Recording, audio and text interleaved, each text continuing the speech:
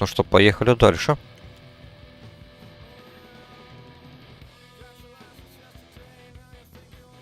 Сразу же зарягал, чтобы не ждать.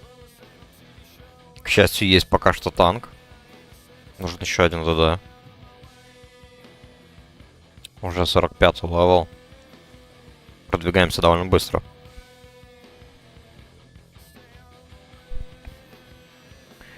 Так.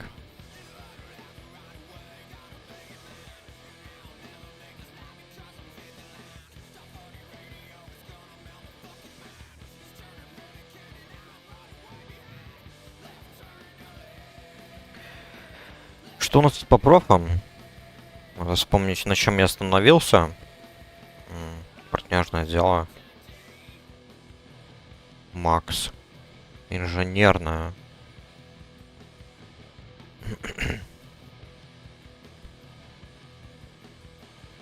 Окей, получается, я инженерку прокачал. Хорошо.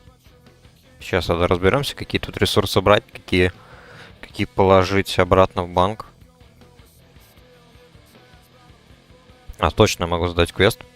Ну ладно, посмотрим, если успею.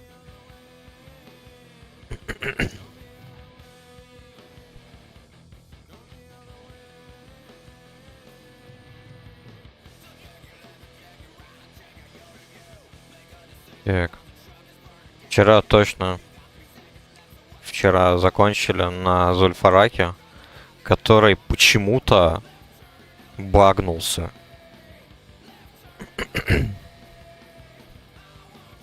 Когда вот мы спускались по ступенькам с пирамиды, с квестовыми элитниками, которым мы сначала помогаем, потом мы их ликвидируем.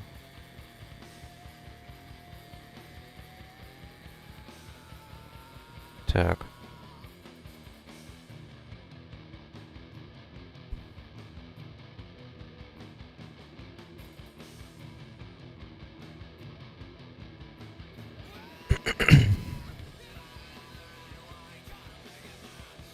Сейчас надо кое-что хотя бы продать, я не знаю, очистить все вот это вот. Яйцо надо выкинуть.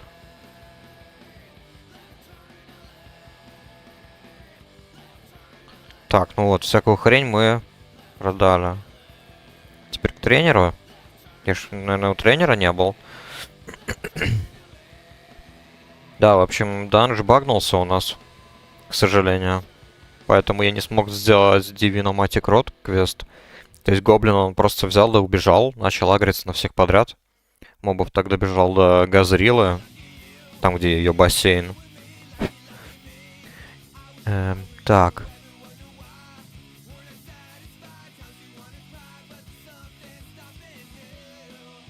И смотри, они уже умирают. Идиоты.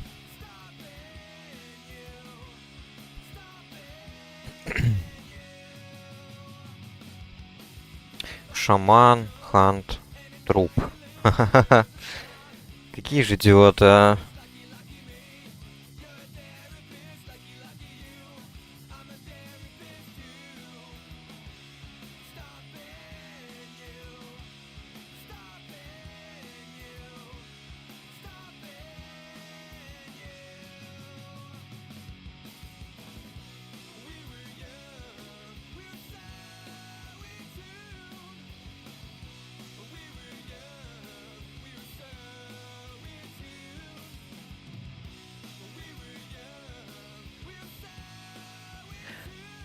Так. И что мне теперь делать? Как мне вот резать их?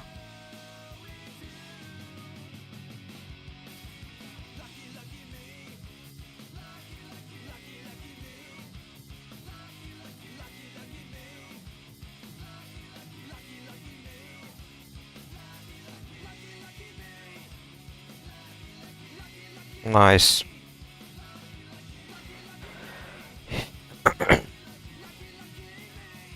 Кучка долбоебов.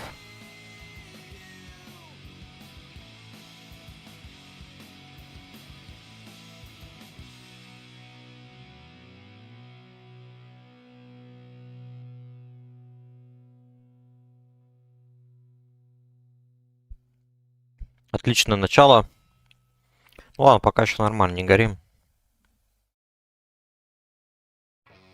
Пока что можно только подчеркнуть, что дебил не умеет читать чат.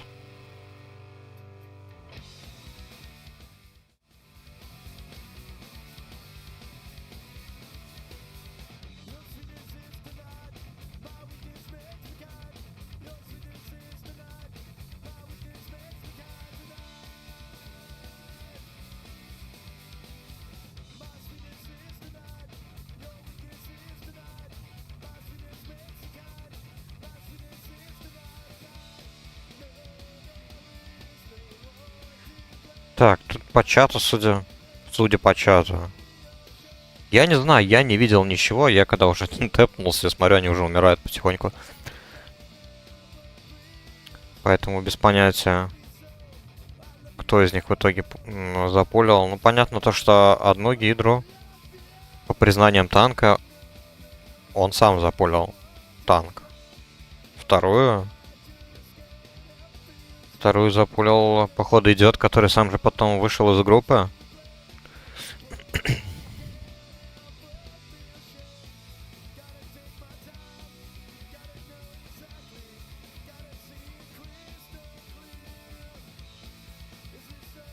Интересно.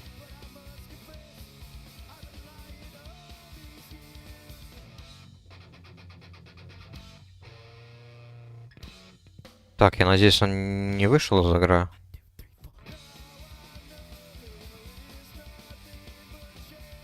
Понятно.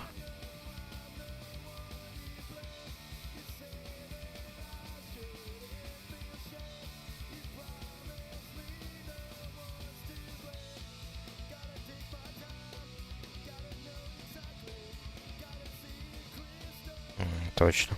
Вообще бред. Пока ты мертвый, ты не можешь даже передвигать вещи в сумке. Это вообще абсурд какой-то.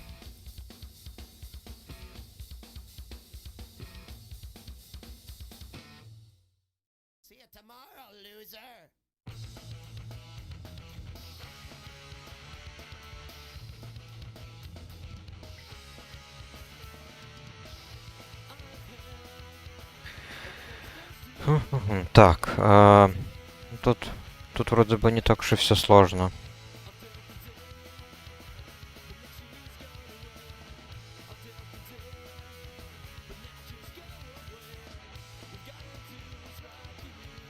Так, надо вспомнить.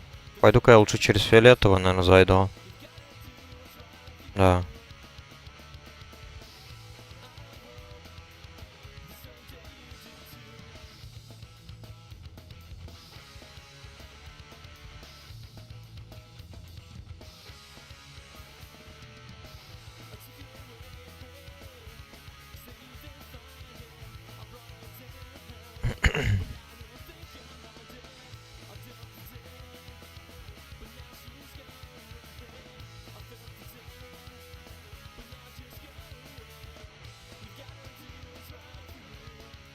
А, так они уже все, они ливают, да?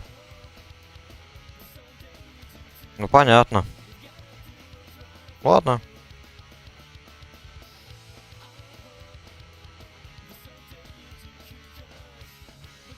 Что ж. Вообще просто здоровское начало. Прям офигеть, какое крутое. Придурки. Так, ладно. Таланты есть. Символы, обилки. Ладно, тогда пойдем проф прокачивать.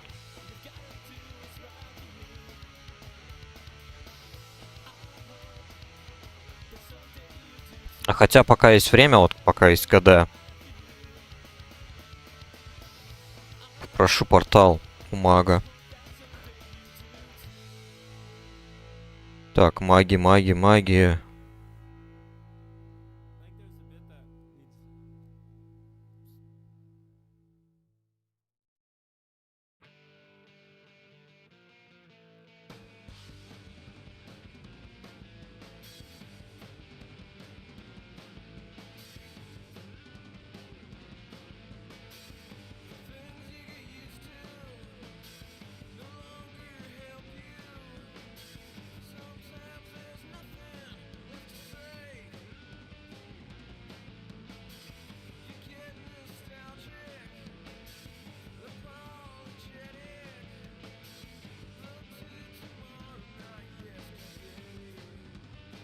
О, впервые. Впервые за, за всю, наверное, историю Warcraft, пока я играю. Да, наверное, впервые все-таки маг сделал портал, во-первых, поздоровался и написал «конечно». Когда ему предложил 10 голды, он отказался, назвал меня братаном. И еще потом сказал то, что you're welcome. Блин, ну самый культурный маг, которого я знаю. Так, ладно, ставим сразу камень возвращения. На Долоран так выгоднее тут порталы. И тогда... Блин. Тут портал. Пещера времени. Они как раз в Танарисе.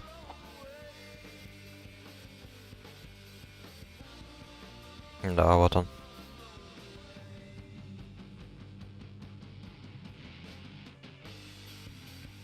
Угу. А какого хрена тут? Камень. Что-то этого я не понял. Почему здесь ванильная версия пещеры? Это очень странно. Ну ладно.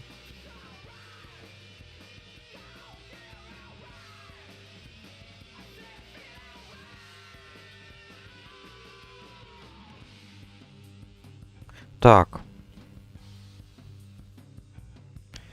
Прибамбаск. Заодно, кстати, можно взять квесты.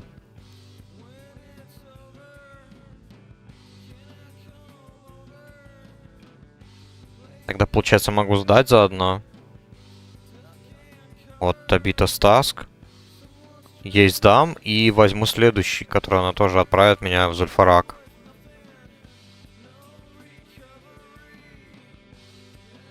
Серьезно, блин.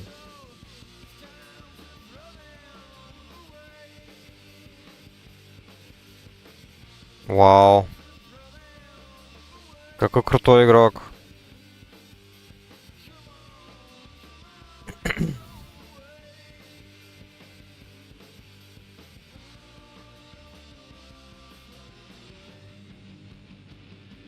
Ну, в принципе, да. Как правило, это вся суть World PvP. Я очень часто так скептически отношусь к этим всем видосам, которые на Ютубе есть. Про World PvP. Потому что там, как правило, оказывается такая ситуация, что игрок, который является главным героем в каком-то сюжете, он всегда просто лучше одет. Вот и все. Вот вся сказка.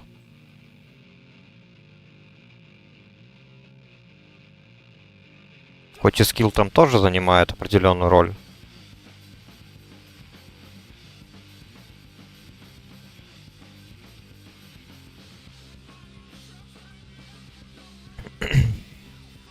Особенно в некоторых видосах, которые, ладно, я видел.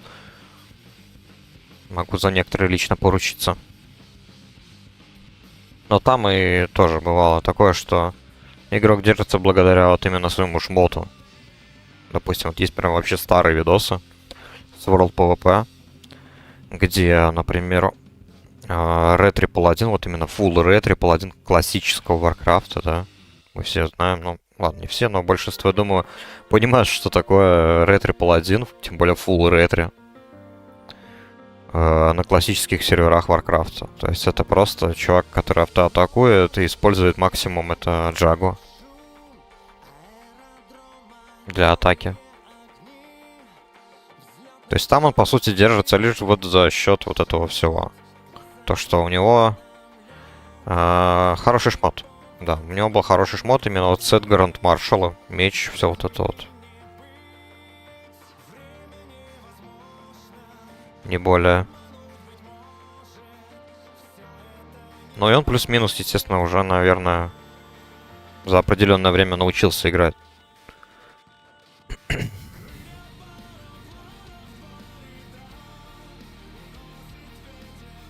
Так.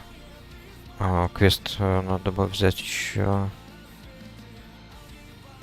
Получается, пешком надо бежать.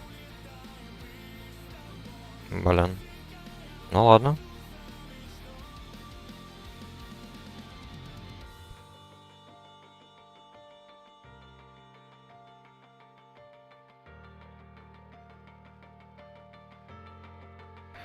Погнали.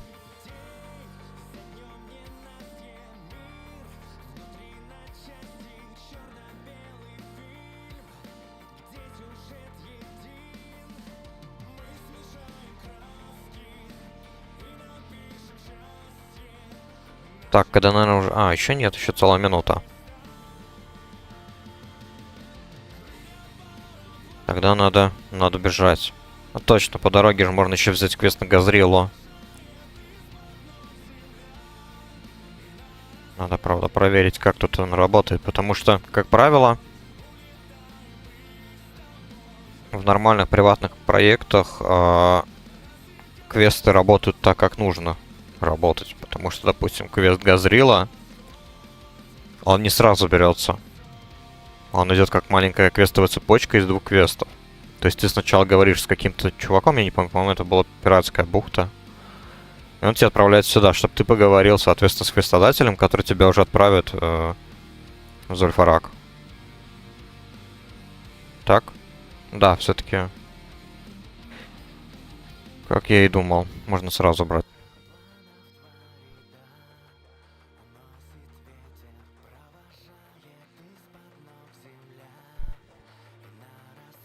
По сути, такая же вот штука произошла вот с тем квестом, который я только что сдал. Scarab Shells. По-моему, его тоже нельзя сразу взять. Я не помню. По-моему, нельзя. Там нужно сделать еще сначала приквест один.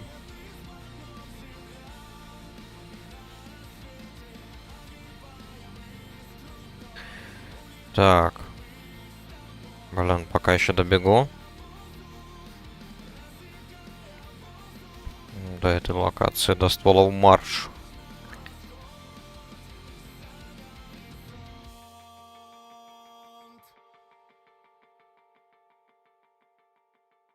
Надо бы потом еще скинуть всякие штучки тут. Тут уже ненужные реагенты по типу бронзы. Болты. Все это сохраню, чтобы потом прокачать для паладина.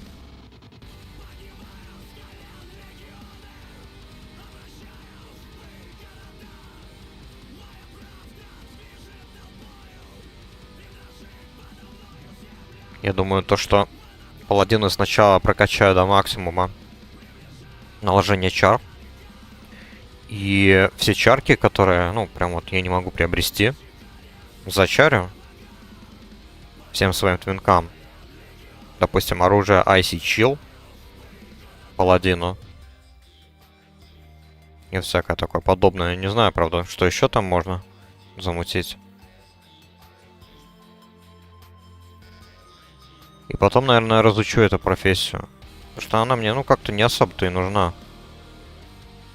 Оказывается, я так подумал. Все необходимые чарки можно купить. Приобрести за репутацию.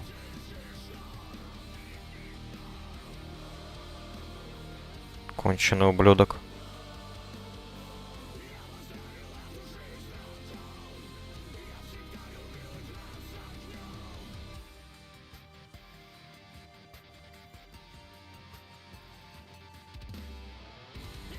Вот этот, конечно, уже ублюдок на 80-м. Я бы, конечно, сейчас зашел бы за другого персонажа. Но это только трата времени.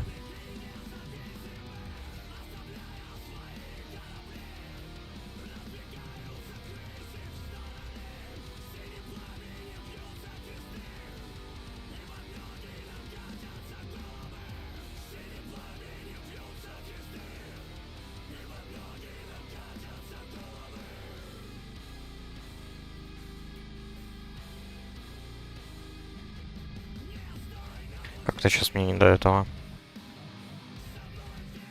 Ну, обычно я играл по такому принципу, да. Если меня кто-то загангает, бывает, я просто сразу же сгораю. Если это нечестный бой, я захожу за одетого персонажа и просто начинаю охотить этого чувака до последнего.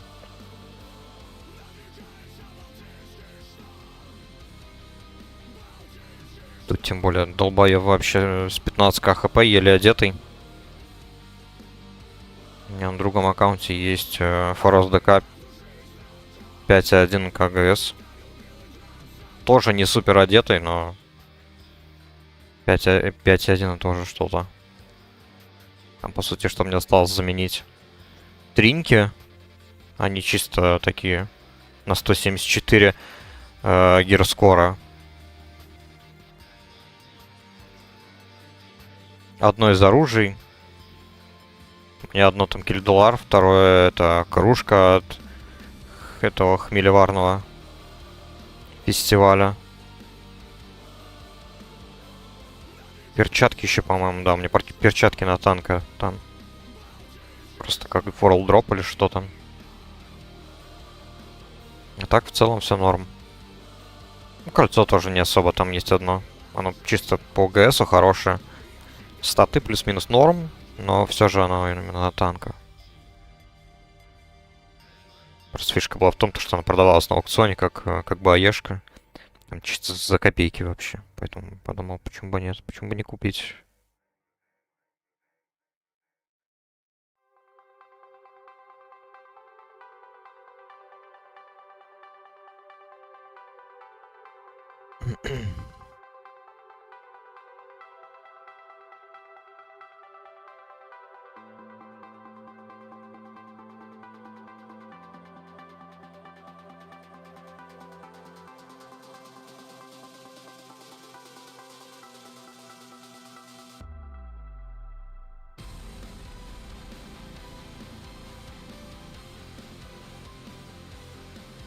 Я вот теперь подумываю, с каждым разом все чаще и чаще, пора бы зайти за своего крутого персонажа и просто покошмарить лоу-левел игроков. Или вот таких вот нубов 80-го левела, которые не одеты.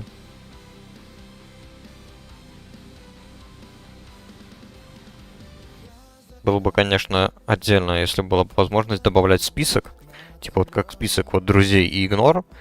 Список вот людей, которых ты хочешь потом завалить. То есть просто список, не обязательно, естественно. Если была бы функция трекинга, это, конечно же, нечестно. Все-таки это враг. Вражеская фракция. А вот если просто имена, чтобы запоминать, было бы крайне удобно. Причем неважно. Можешь ты проверять онлайн или нет. Какая разница, ты можешь просто создать персонажа за орду и проверить.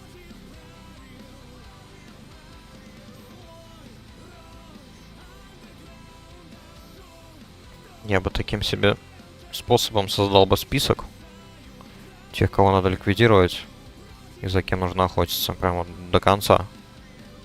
До победного.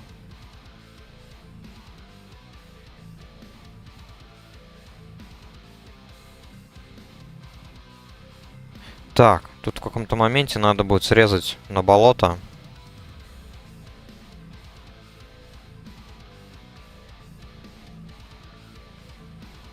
Так, они мне зеленого левела. Ну, в принципе, сейчас можно, да. Так, в классические времена тут были, по-моему, еще элитные прокалиски. Здесь он паутину не кидает.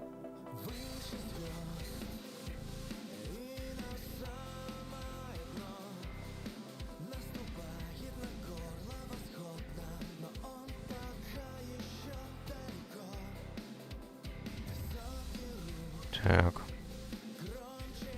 Ну вот, вроде бы... Да, вроде бы я на правильной дороге. Табити. Да, вижу я уже ее квест.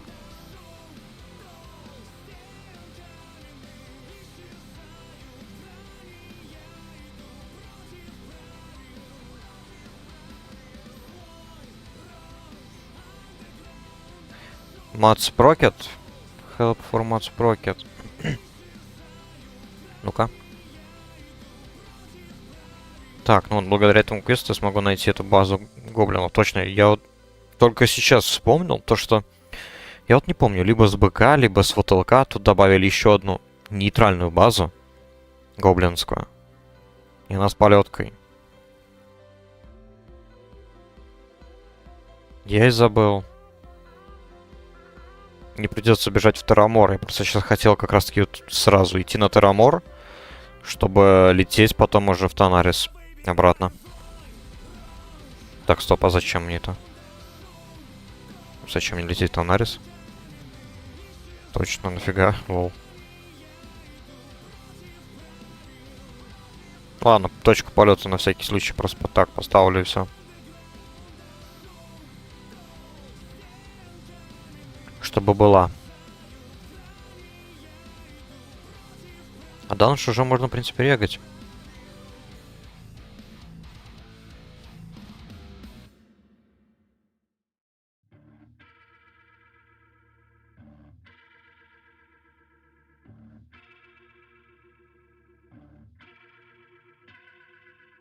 Так, Грифон, по-моему, где-то тут снаружи вроде, да? Да, вот он. Все, погнали. Отлично, как раз Джульфарак.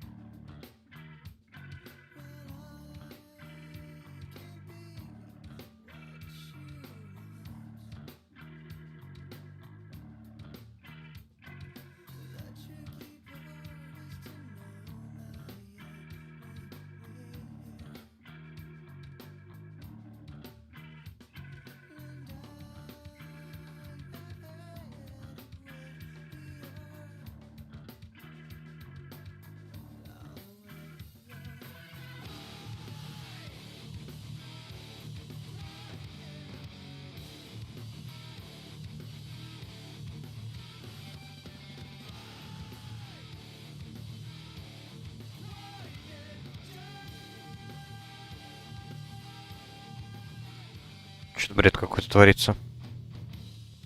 Моя не понимай.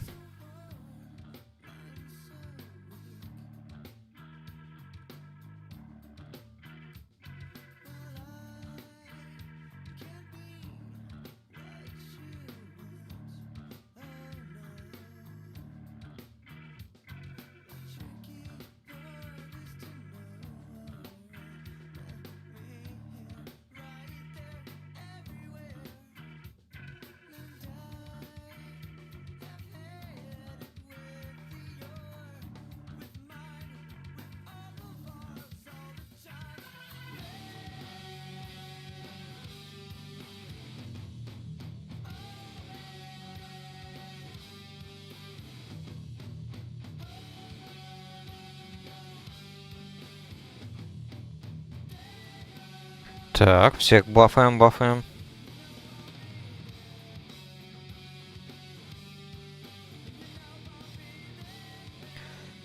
И теперь можно уже менять еду и воду местами.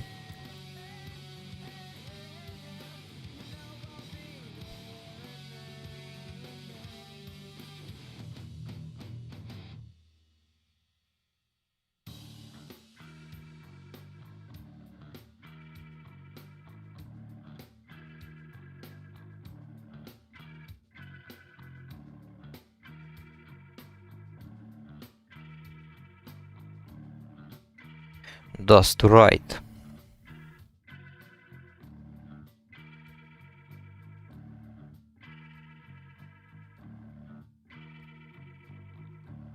А точно, между левел.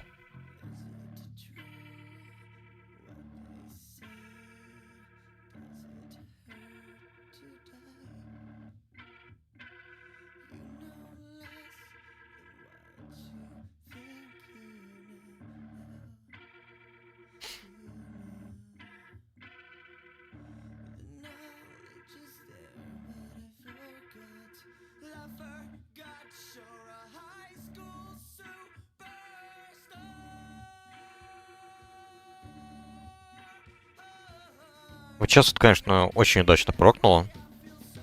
Как раз делаю все квесты. И тем более я еще даже в локации остался. Не зря.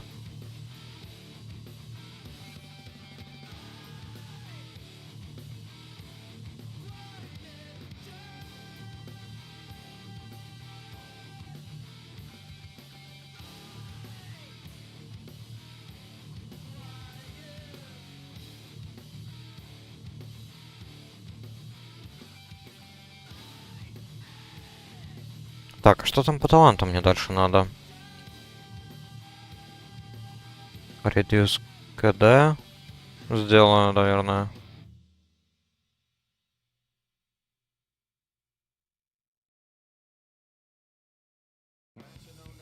Я вот не знаю, наверное, вот этот вот талант, он прям... Да нафиг его надо? За. Тут еще вот такой вот талант хороший. Щиток.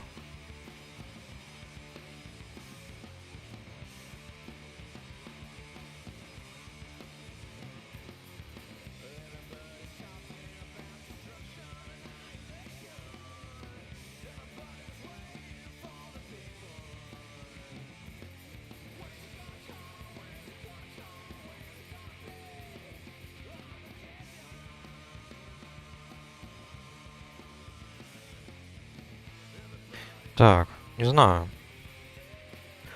А тут дальше, если смотреть следующий тир.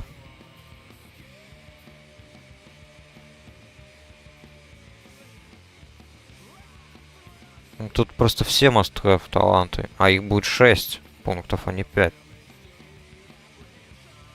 Ну, понятно, в общем, так или иначе, мне придется в дисциплину впарываться больше, чем минимальный объем талантов. А вот дальше, кстати, получается, мне, наверное, Shadow вообще не нужно. Хоули надо будет прокачать. Вот эти два таланта 100%. Крит, хилов тоже вполне нормально.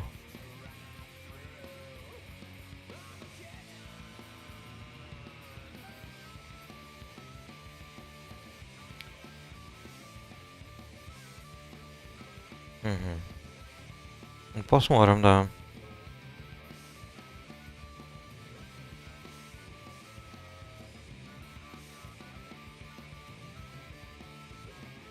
Так-то тут, конечно...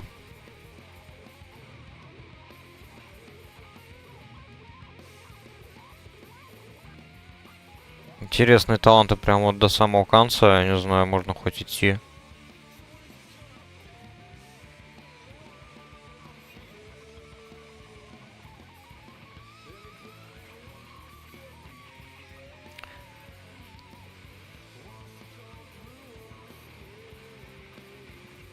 Ну ладно, я сейчас лучше потом после стрима сделаю себе просчет талантов через калькулятор. Там уже будет видно.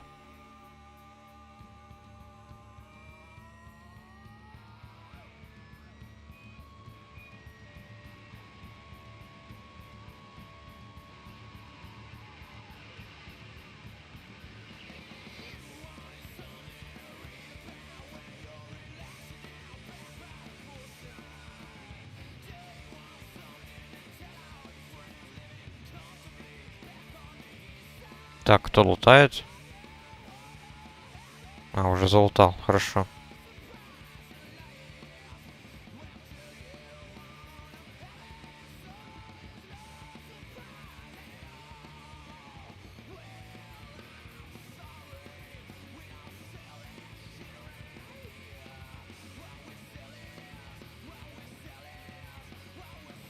Че там так дымится-то?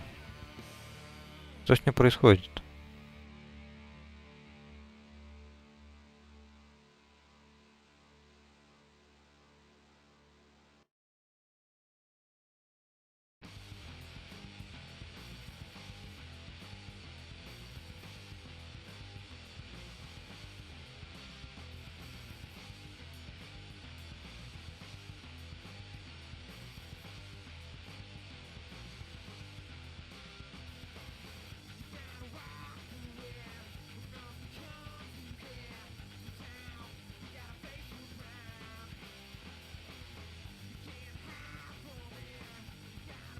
Предупредил на всякий случай своих товарищей, чтобы они всех просто валили нафиг.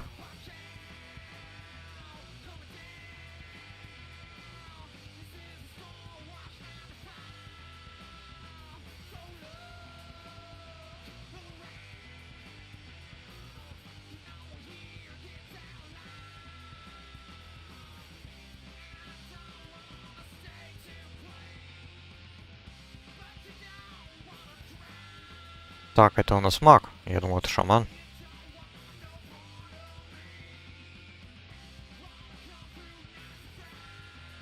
Так, а какой левел?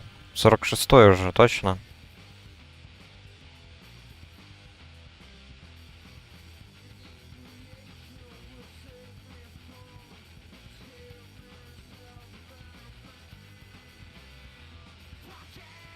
А, блин, не тот таргет.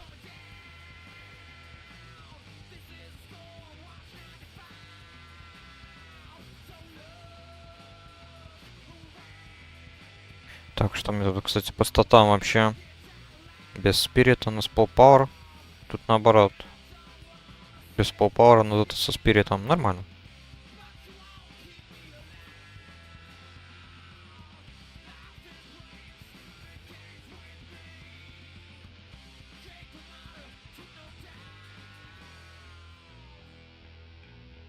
Угу. То есть разбойник у нас стреляет из лука.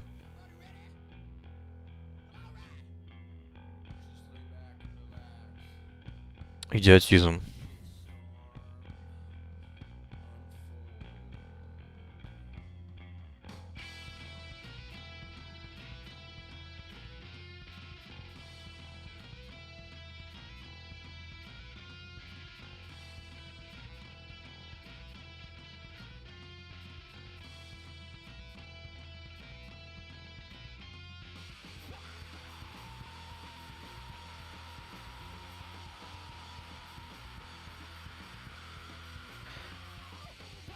Да, тут, конечно, в принципе, правда...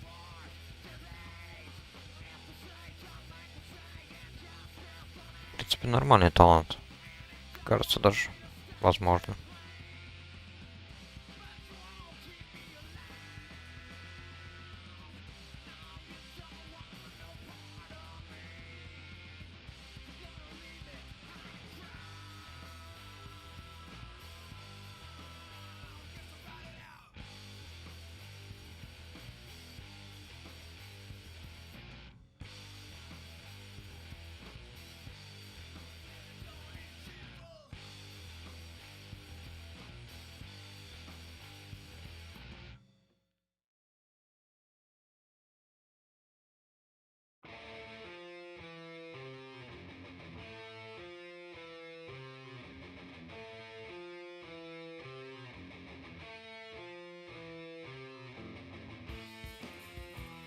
Так, ну что, скоро там уже?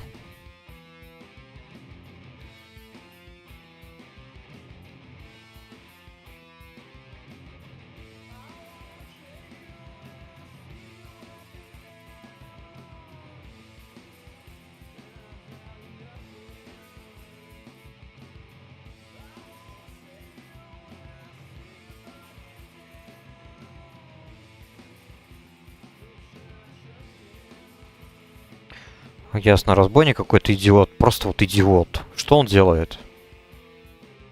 И нахрена он это делает?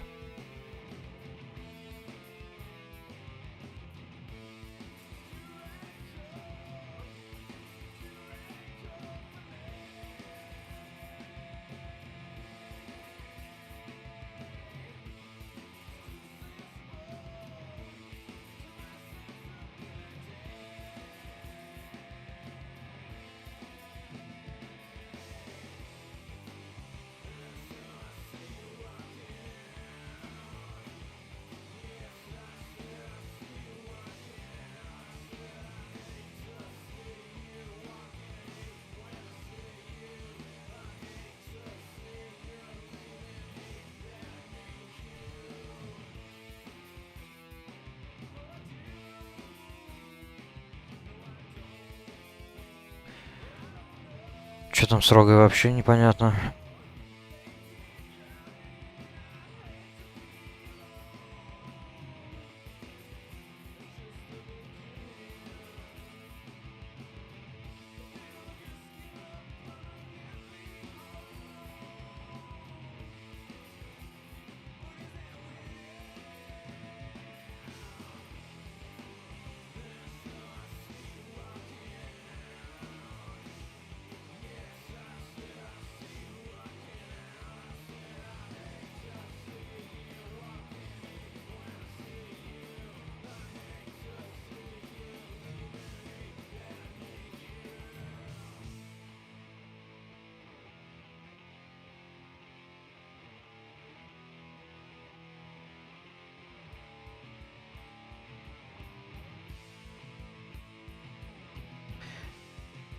Короче, понеслась.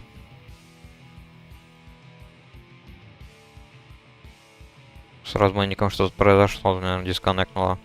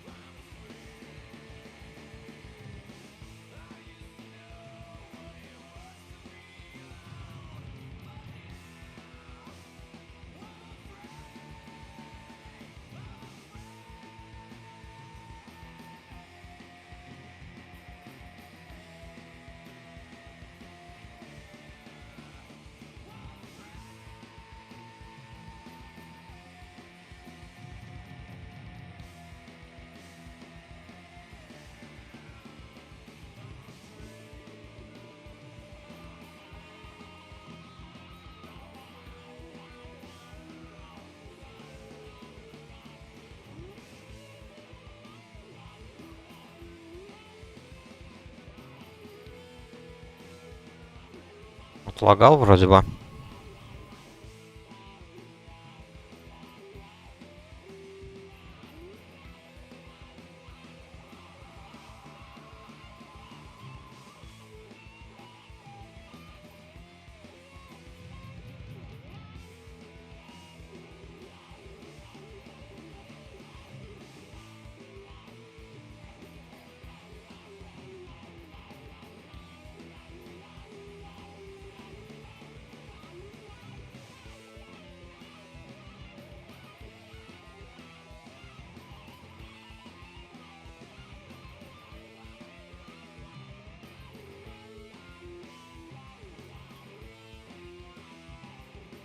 Я так понимаю, они не видят то, что у меня маны мало.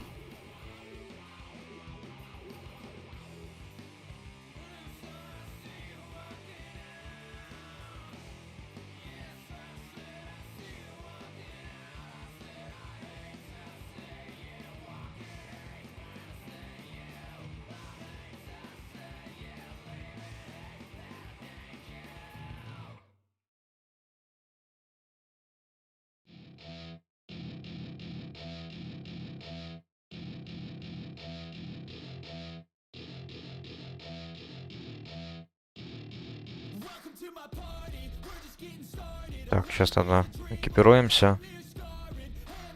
Успел? Успел.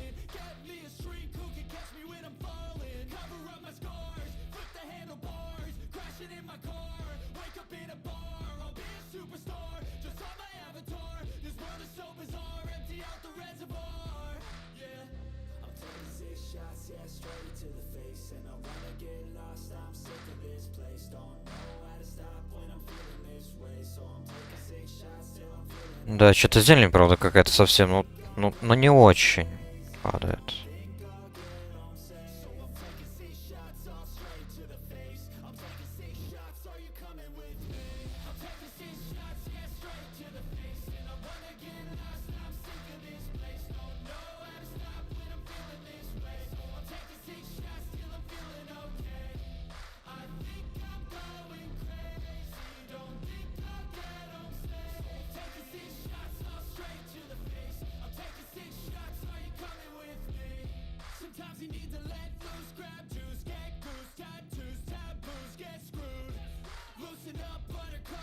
Вау, вот это красиво, конечно, такие наплечники.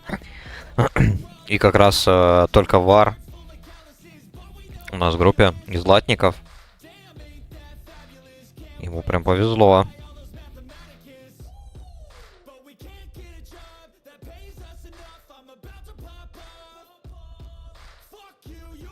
А чем мне нужно, что ли?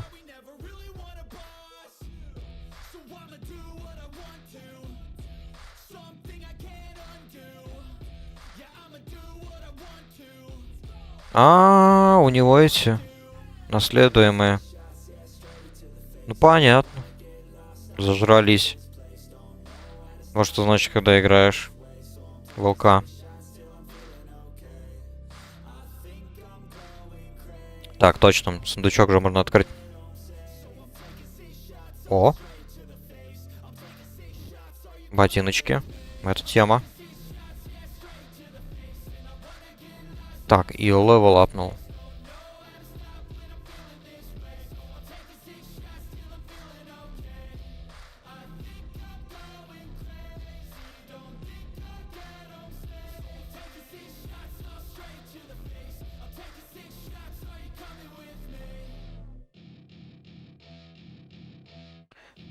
Текс.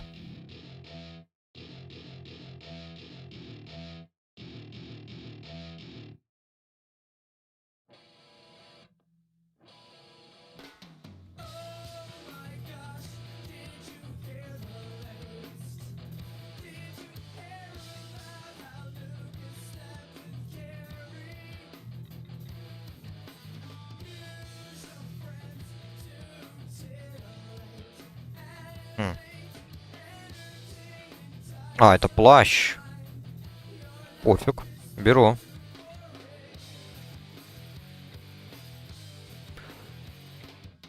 Эх. Разбойник не дает.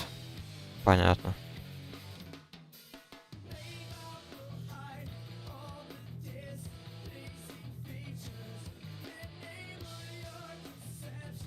Так, что тут еще я могу? Перчатки у меня... Ну, такое. Наверное, уже нет смысла их надевать.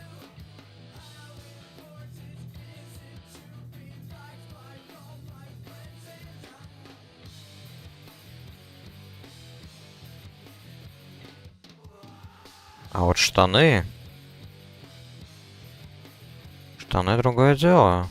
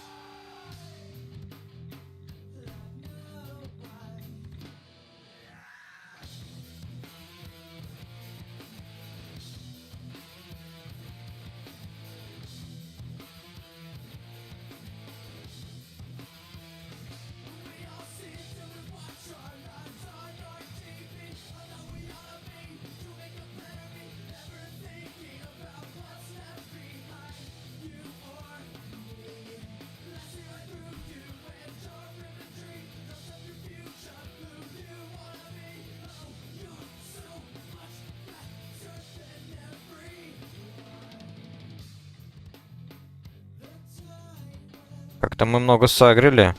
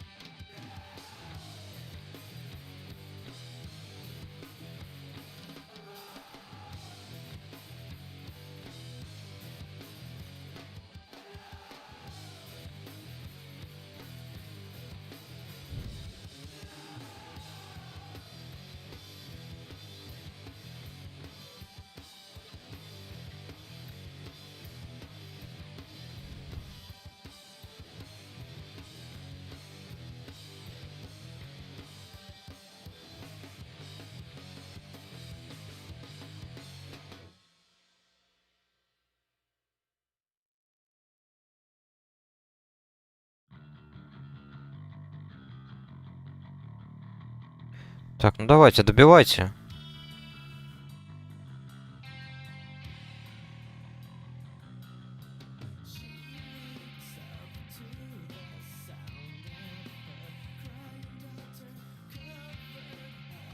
Блин. Все больше и больше пулят.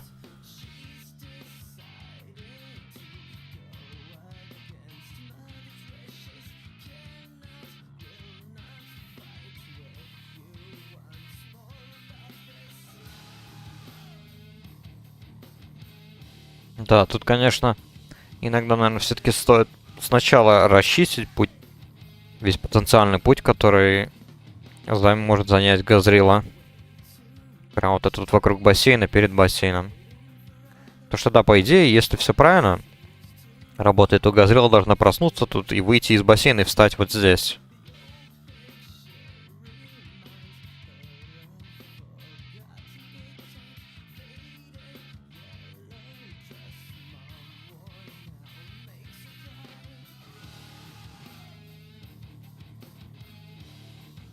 Так. Ну что, надо задать квесты.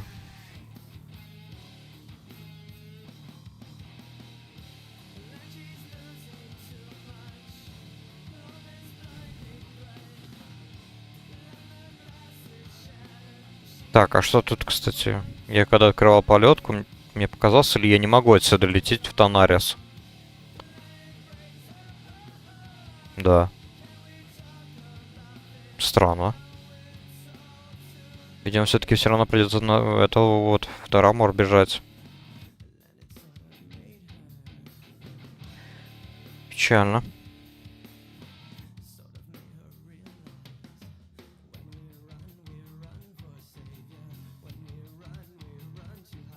Ну ладно, неважно.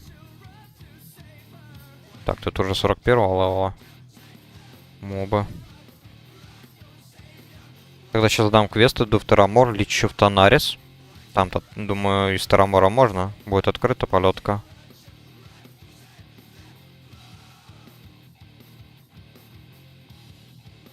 Сдам все квесты в Танарисе и потом побегу уже... Там, где эти виражи на миражах. Сдам квест на Газрила. Как-то в целом так. Во, мне кажется, вот эти вот оранжевые кроколиски, они были элитными в классические времена. Потому что здесь вот есть оранжевые, а есть зеленые. Это если я не ошибаюсь, конечно.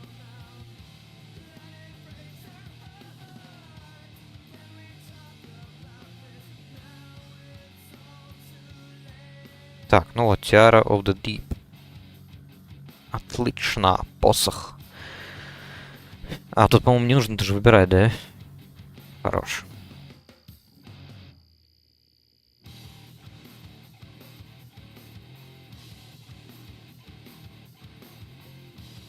Так.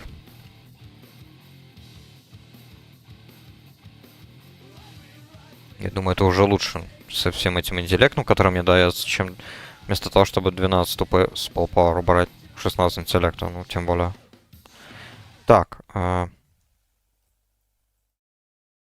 Тедмайер. Вот он, наверное, был элитным тоже, я думаю. Так, ладно, тут, я думаю, можно переплыть.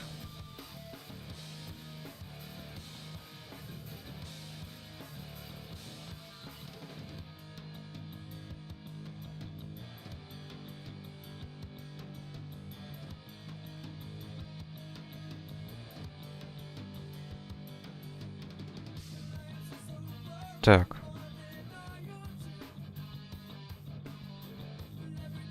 Ну вот. Типа как-то так. Тут можно пробежаться вот так вот, с помощью левитации по воде. Александр не дурак. Хорошо, что я это вспомнил. Единственный минус то, что нельзя на маунте. Стоит мне перейти на мой транспорт, и тут же левитация исчезнет.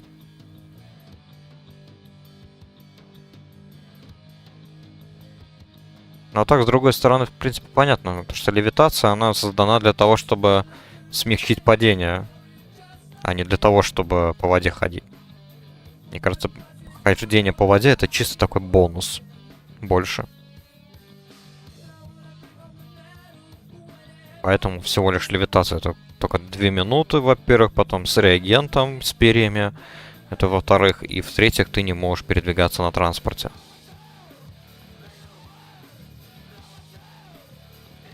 Все-таки, например, есть же хождение по воде у шамана.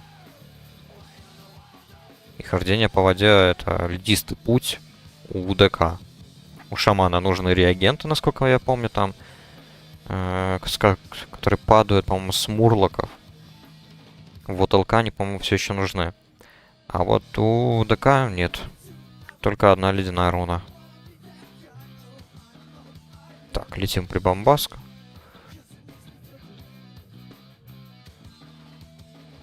Так, ну ладно, я думаю, пока что я этот талант не буду брать.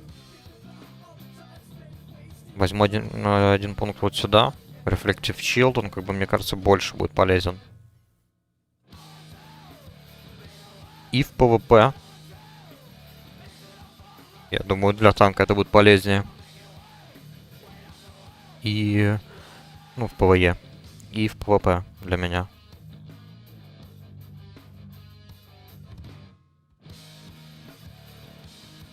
Так, дальше тогда уже, естественно, no-brainer берем сначала Pain Suppression.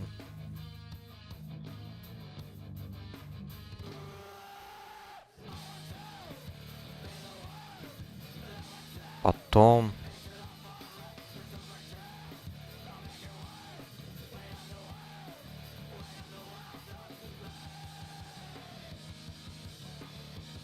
А вот даже не знаю. Наверное, можно начать вот с Divine Aegis. Одну очко. А потом Grace. Одну очко. И так вот по одному очку вкачивать. Потом 5 очков Borrowed Time. Наверное. Penance. И дальше уже раскидать остаток. Сюда один, сюда один. Остальное в Holy можно, допустим, закинуть.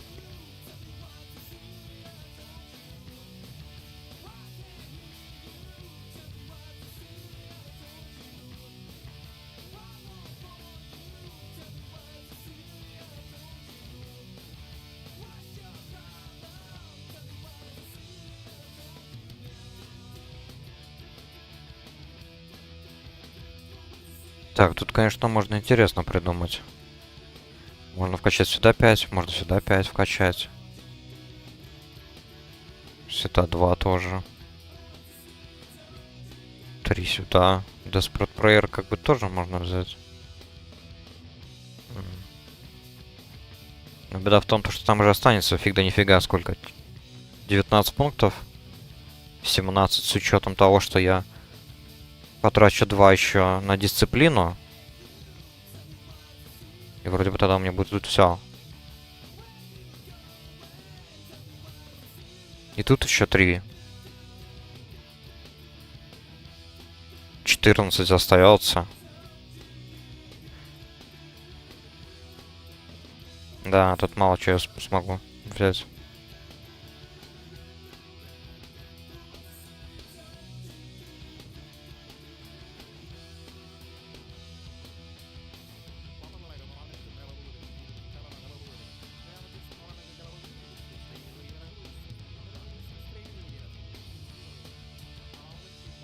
Вот так вот. Я просто вспомнил то, что эти придурки со мной были в группе. Теперь я просто убедился лишний раз, то, что этот разбойник не дал просто все вещи, которые может, чтобы одеть своего дружка-мага.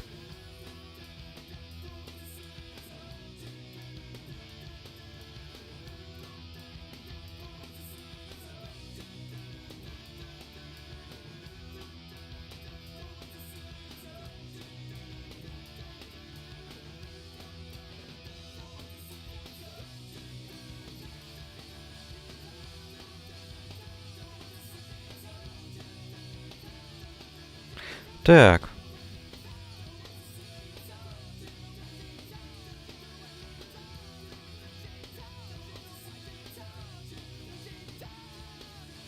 Крайдамб.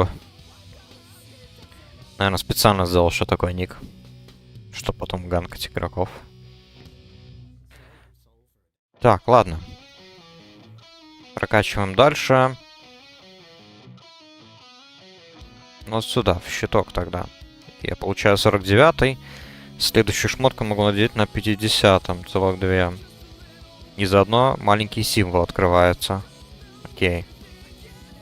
Это держим в уме. Так. Ну, наверное, надо после этого сделать ТП обратно. Уже. Новые обилки апнуть. Продать тут, очистить сумки. И разобраться, что я буду использовать для прокачки профессии.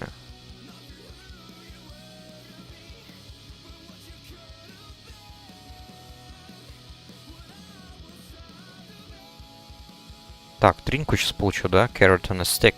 Да.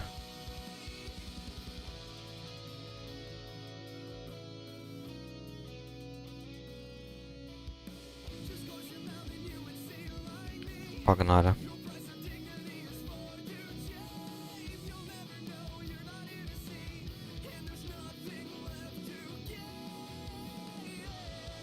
Pain Suppression. Берем.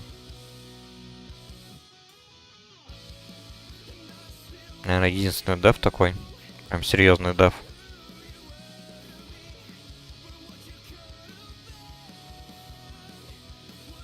Так, ну погнали, наверное, обратно в Ironforge, потому что там не убивают аукционеров. А, точно, тренер. Ух ты. Квест какой-то. Ладно, пофиг.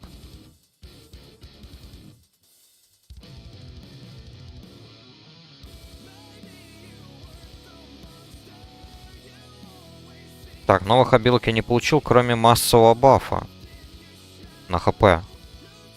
Да? Больше тут ничего такого массового нету. В принципе, я, конечно, могу.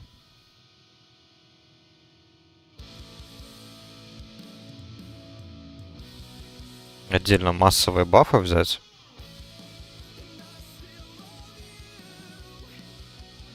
Так, что у меня тут по перчаткам? Ну, в этот раз... Ладно, пофиг, давайте возьмем.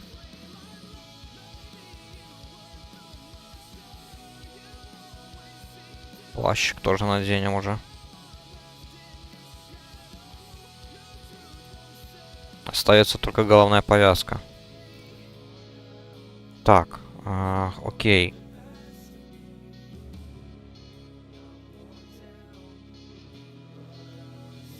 Сейчас гляну список символов. Для приста именно маленьких символов. Так, какой у меня есть? По-моему, фейдинг я там сделал, да? Да.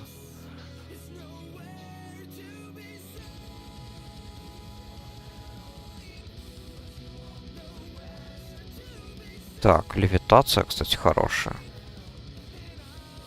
И глифу Fortitude. Шекалан, да, чисто под PvP. Я думаю, Shadow Protection.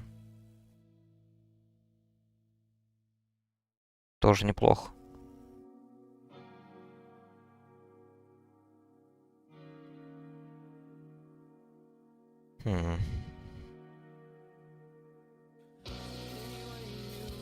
Ладно, давайте, наверное, Fortitude. Пока что он мне нужнее. Потом, если что, уже поменяю.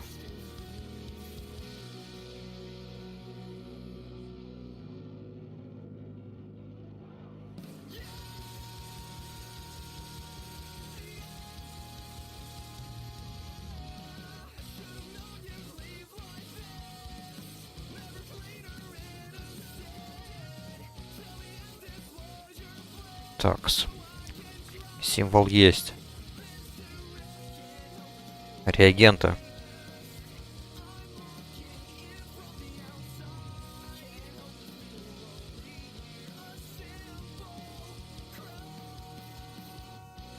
Так, реагенты, по-моему, возле таверны есть.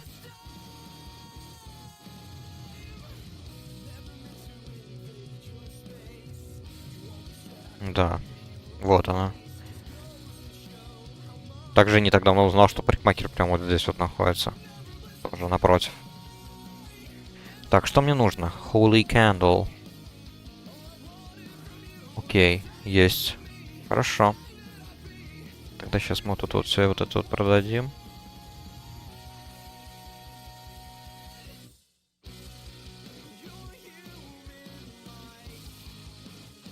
Угу. Один стак 20. Ну, давайте 40 тогда возьмем пока что.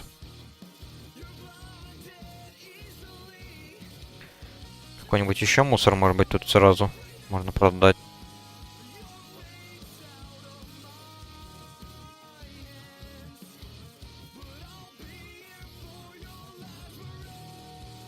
Так, ну, наверное, вот эту вот оффхенд я оставлю. На всякий случай, вдруг одна ручка появится лучше.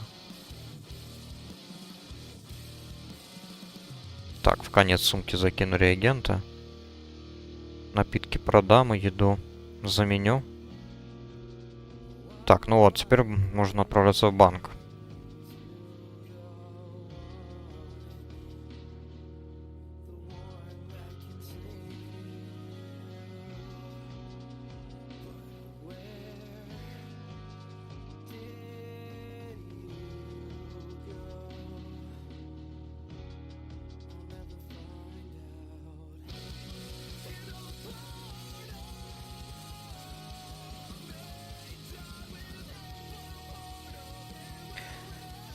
Так, unstable триггер. Все вот это вот надо.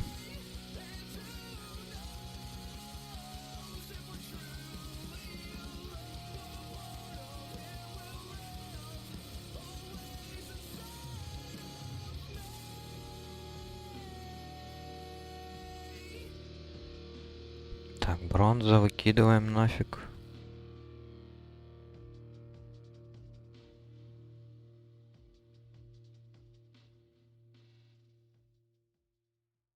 Так, ну получается все, больше ничего не надо особо тут. Из того, что у нас тут есть. Предлагается, точнее. На всякий случай взял True Silver. Но я это, наверное, все закину в конечные сумки.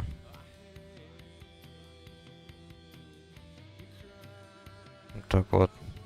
Порядочек наведу.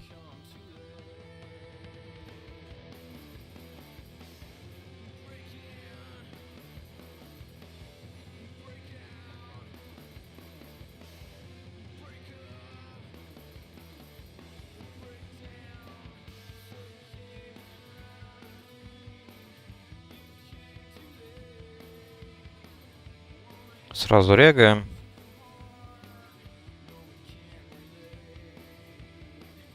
Так, ну вот. Определенный порядок есть. Вот в последней сумке чуть что есть резервные места. Предпоследняя фуловая. Серединная почти фуловая. И пустые передние. Хорошо. Что у нас тут по очереди? Опять только один ДПС нужен. Ладно. Тогда будем прокачивать профу.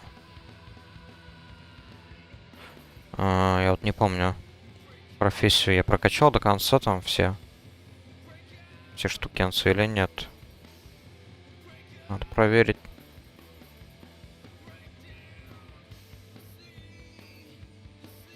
Так, Торий. Торий есть у одного из моих персонажей, у ДК, по-моему. Правда, там, наверное, остатки совсем.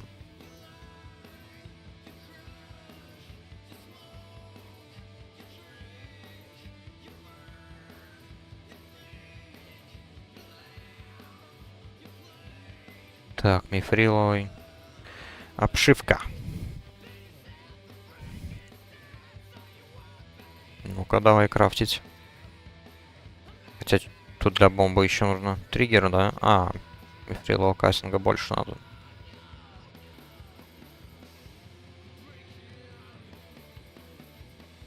Так, ну пока мифрила хватает.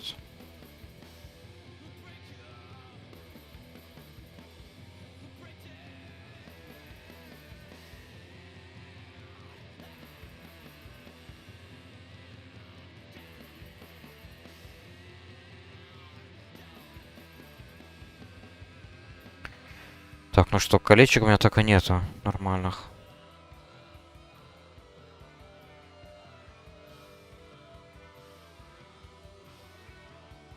Ну что ж, погнали. Храм Талхакара.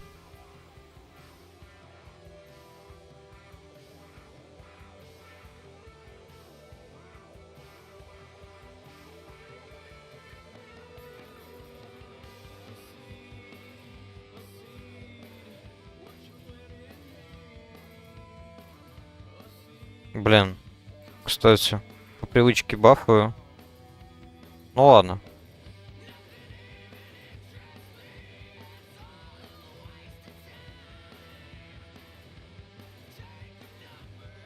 В следующий раз тогда, когда буду ребафать их, уже бафну вот этим бафом.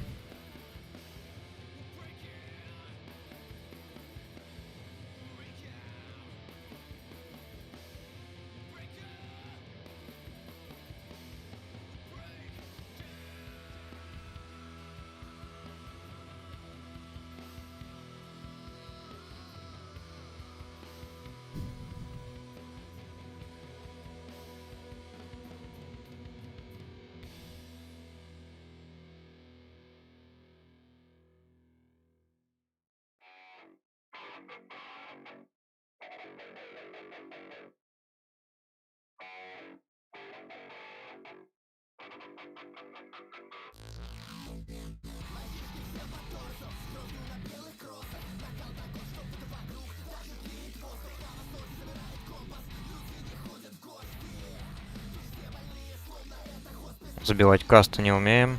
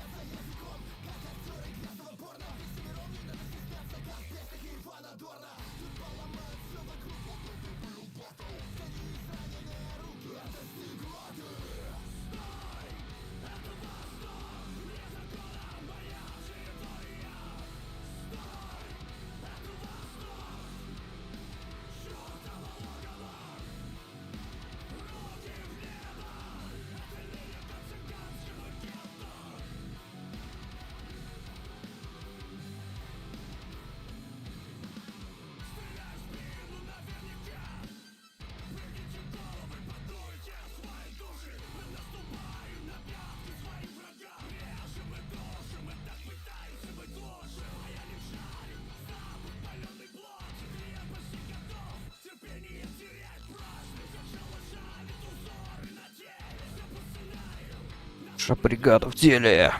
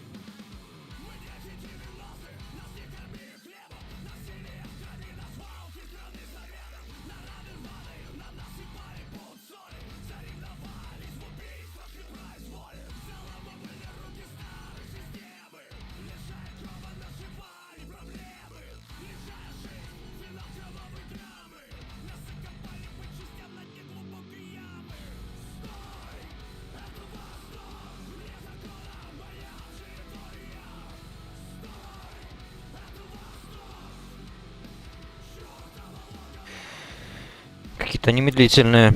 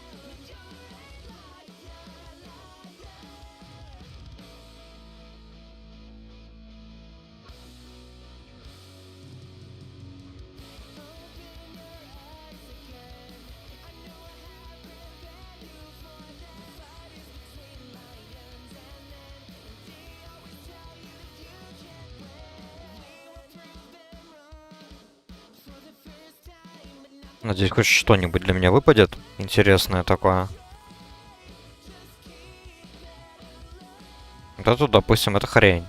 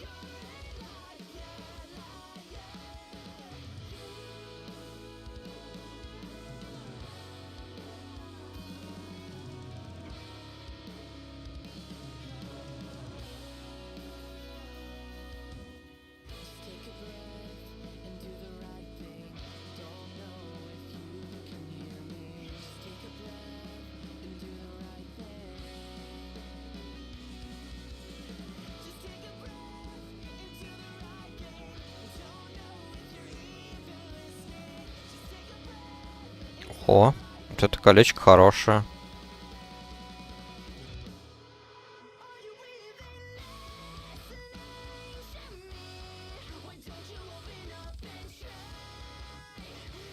Отлично.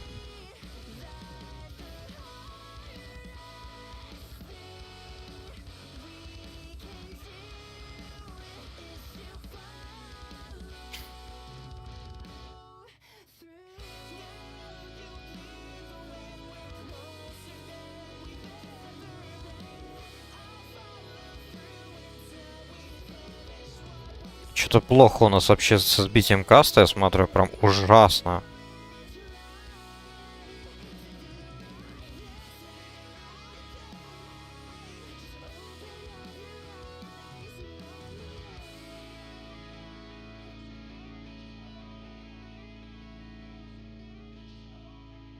Если не ошибаюсь, у Вара должна быть зуботычина или что-то типа того. Паладин вообще может станить. Хотя не знаю, на этих боссов действует или нет стан.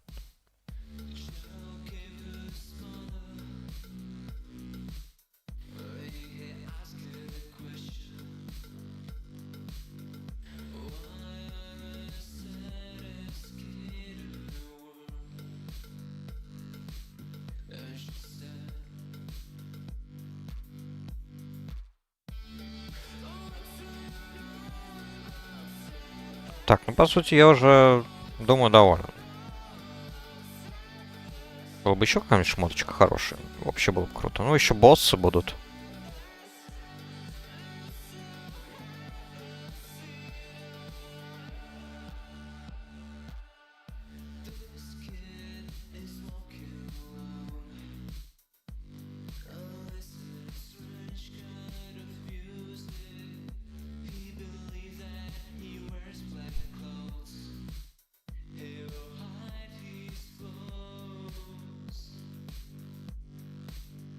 Варана с мечом и щитом. Ну, одна ручка и щит.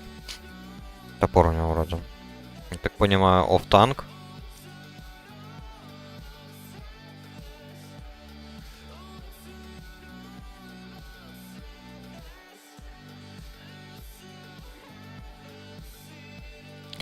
Героический. А. Я показал героик лип.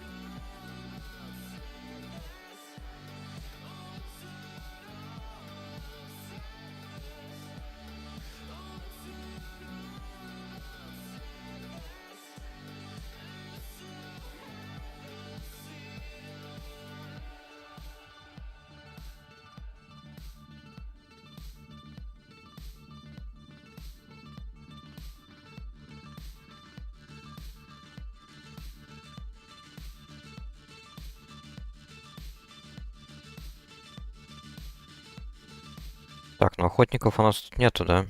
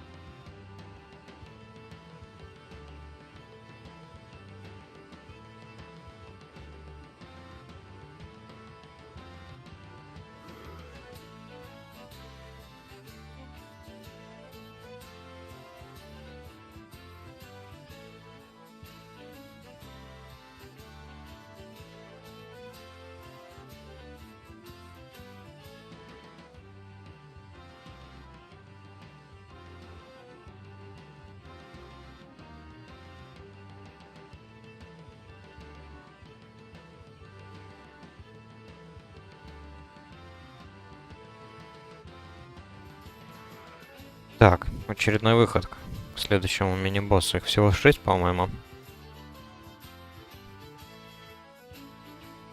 Ну, я думаю, мы тут надолго. Группа не совсем уверенно продвигается, хоть и вполне нормально мы играем. Состав просто немножечко такой странноватый у нас.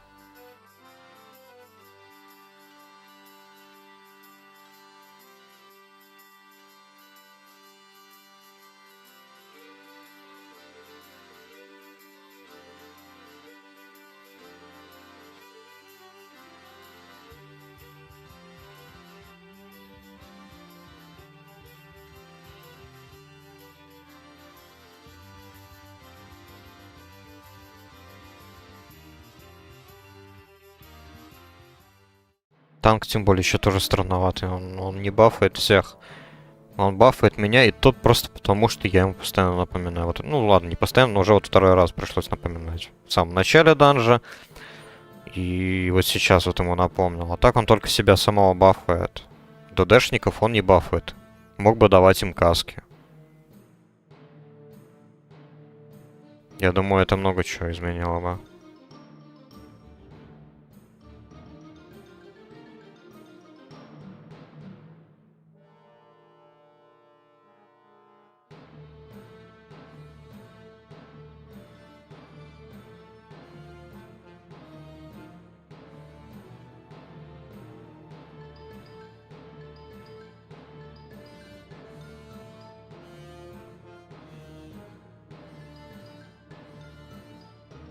Ну и что они там тусуют?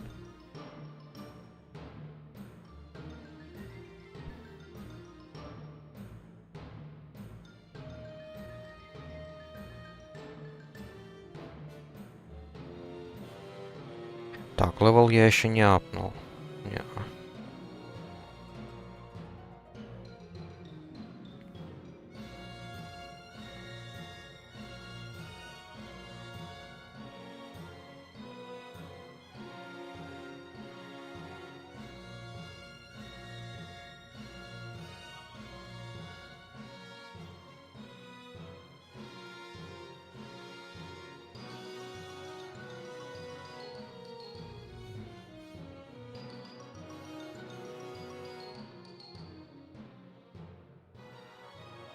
Тут прям сегодня какой-то рай для шаманов и охотников, по идее.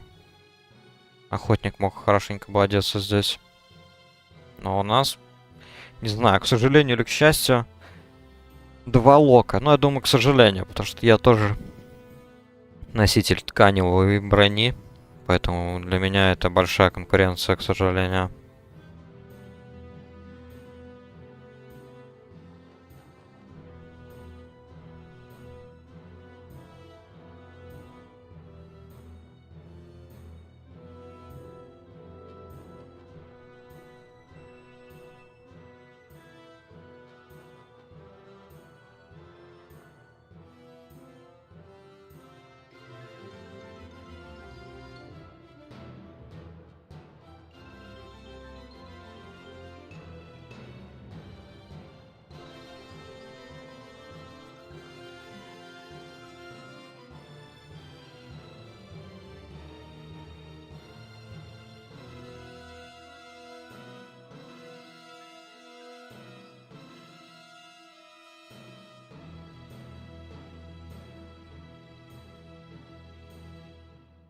Ну вот это вот не знаю, последний или не последний босс, без понятия.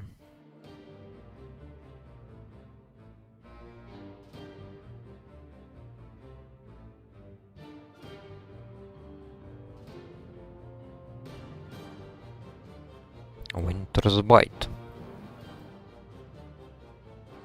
Да, в этом забеге, конечно, лут прям по-царски. То бывает прям совсем никакую, прям от слова совсем.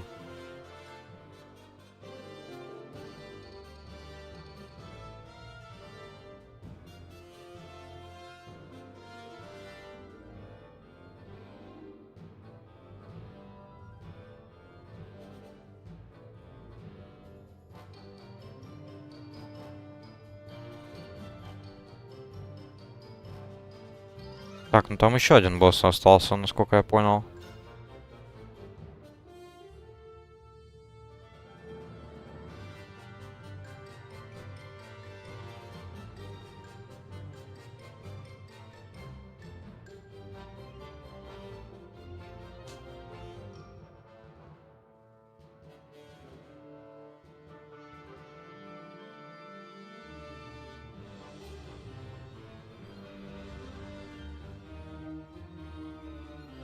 И мне как-то странно прет.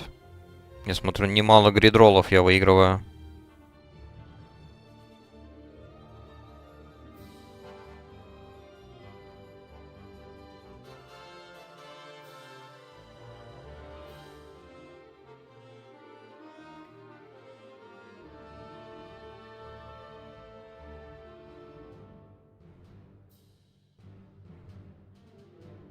Так, во время боя ребафнемся.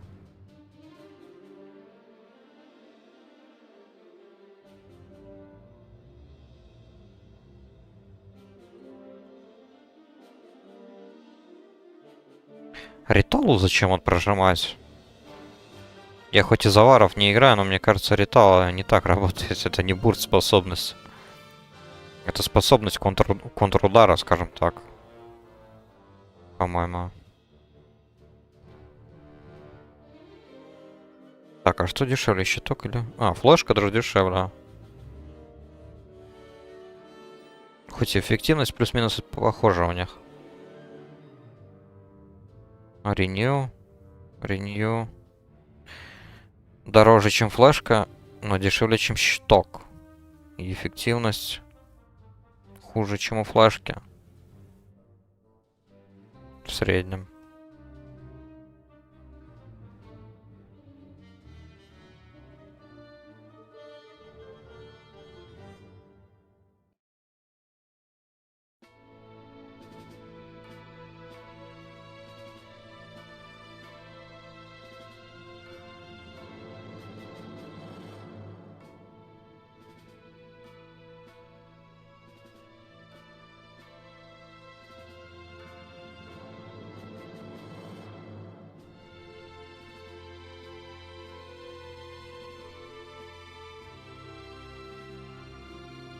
Так, ну вот вроде бы...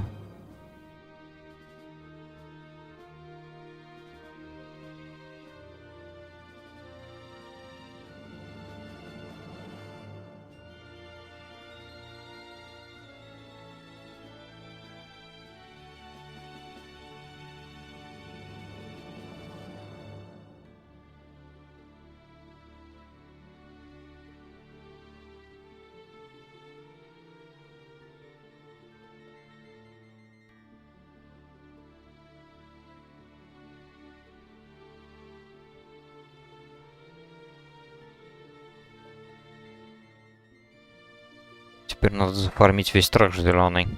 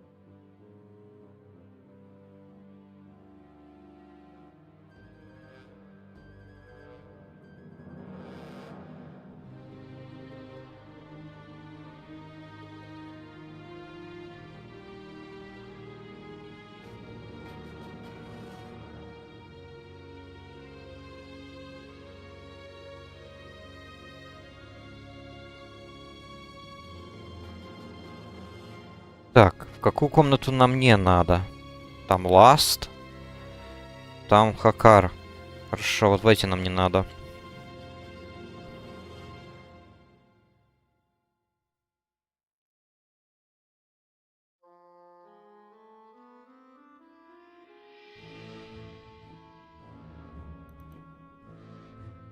И смотрим, как-то выборочно их пулят. Странно.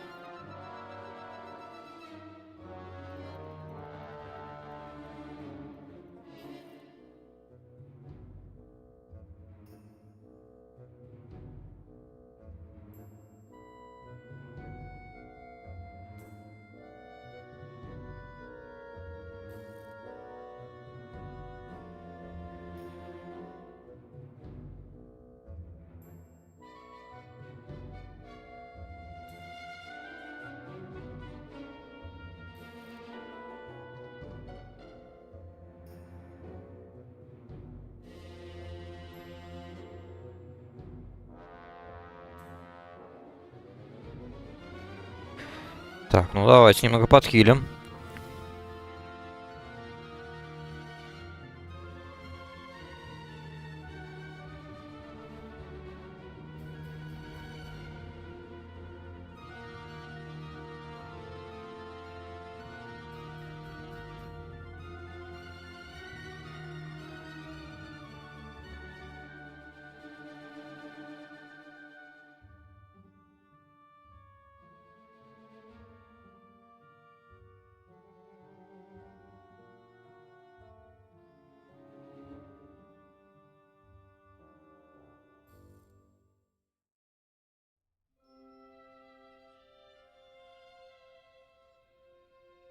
Так, пока закинул на него ходку. Быстренько сагрю тех.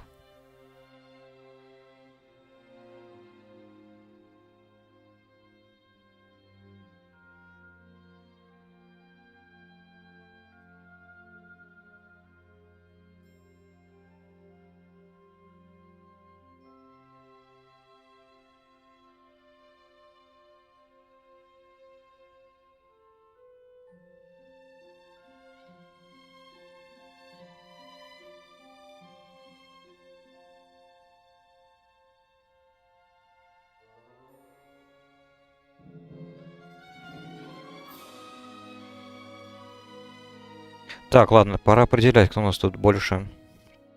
Ага. Хуман. Хуман лучше дамажит, значит его я буду бафать Spell Infusion'ом. Хорошо. Так, ладно, идем дальше.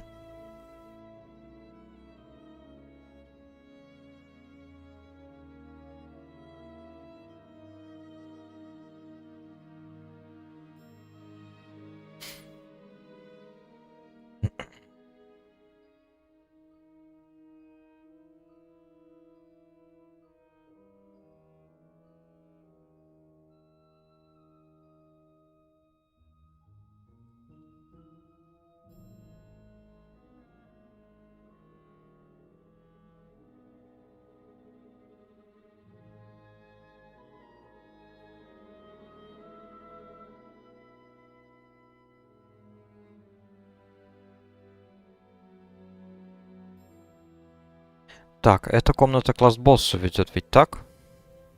Нам надо...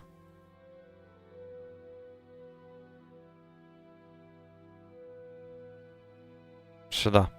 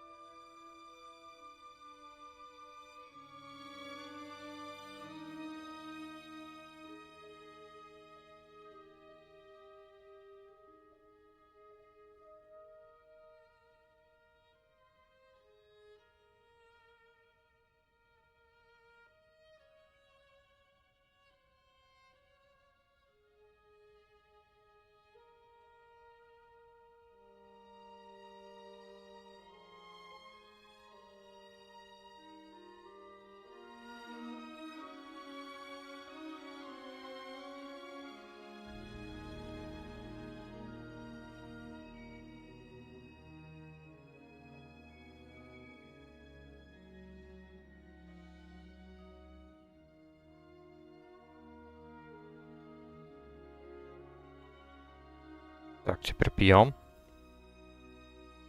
Так, я там талант апнул один. Давайте. Aegis, как я и сказал.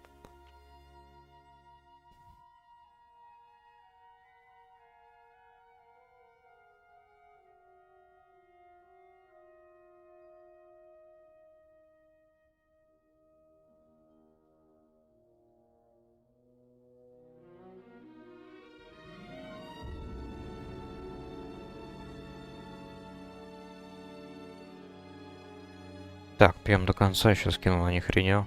И можно идти дальше.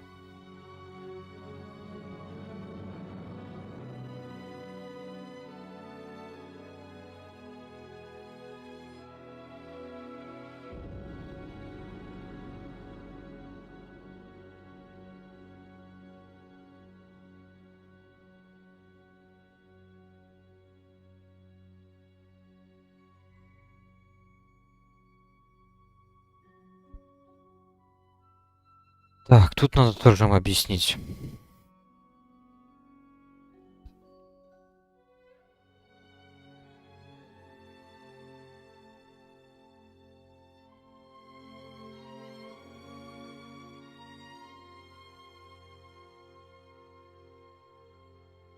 Да, Паладин совсем не шарит. Он не знает свой класс. Не знает то, что у него есть диспел.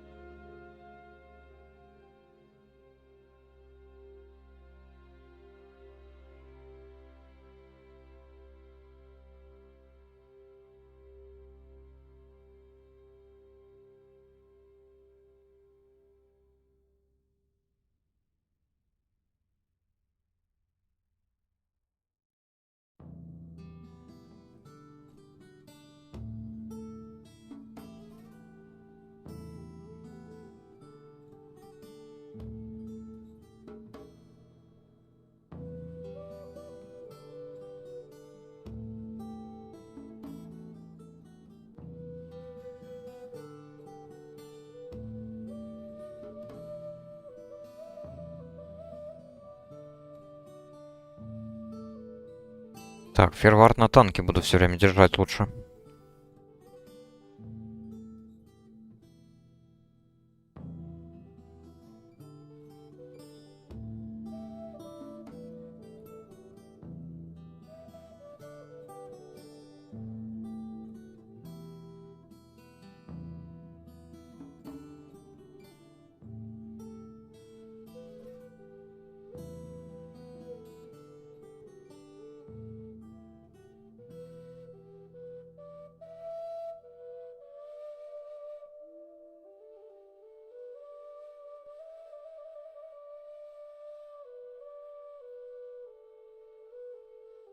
Так, ну нормалек. Кое-как. Кое-как справляемся, нормально.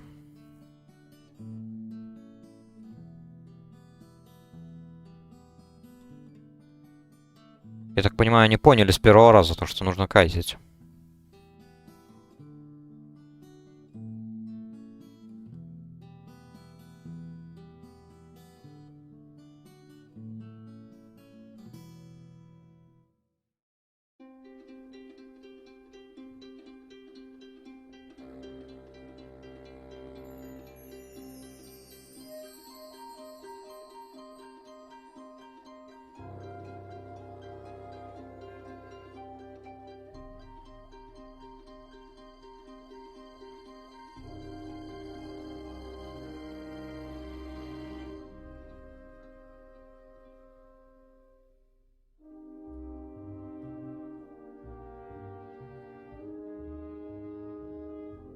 Да, все-таки я ошибся. Лок не особо понял. Прикол. Но он видит, да, то, что как бы можно их продамажить, значит, наверное, можно их завалить. Но это не так. Я не помню, может быть, их можно завалить, да? Но нет смысла. У них так же много хп, как у стандартной элитки. Так они еще, помимо этого, бьют очень больно, там, по 200, по 400.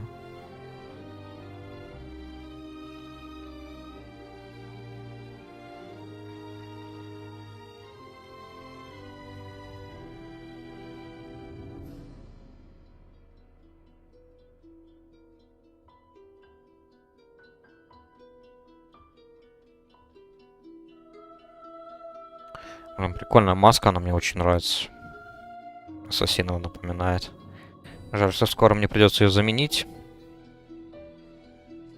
на очередную повязку.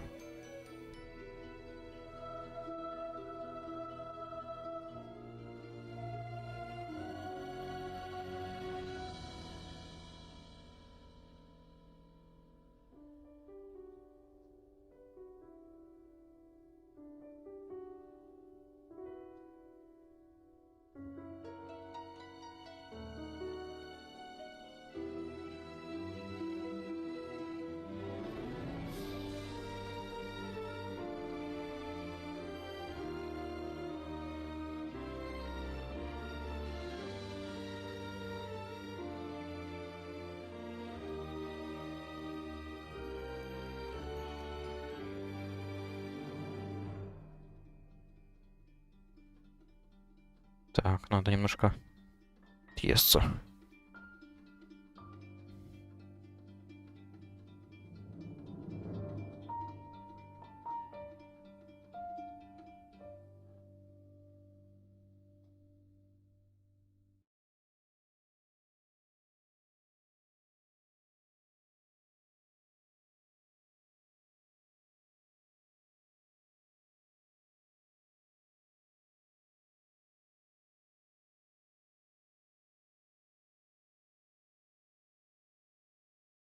Так, ну что, тут осталось немножечко. Меньше полкомнаты.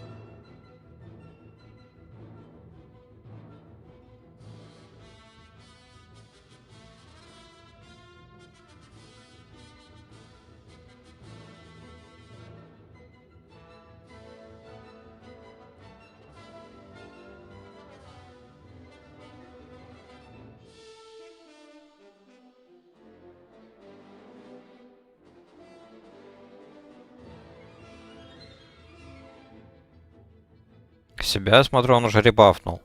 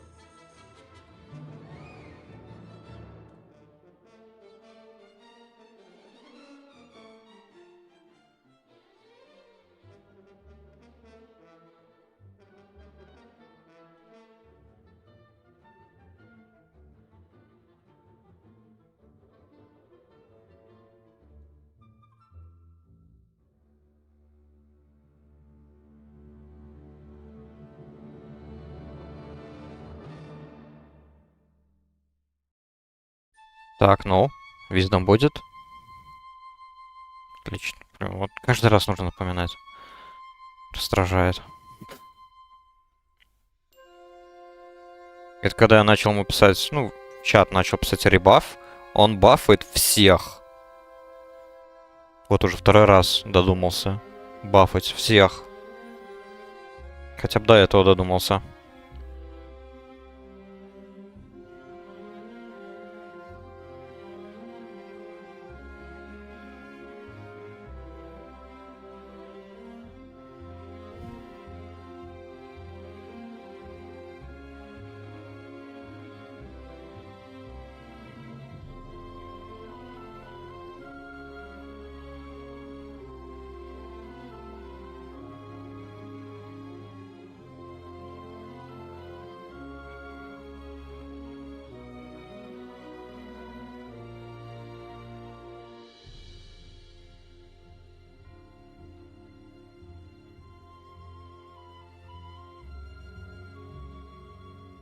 Так, отхилим его.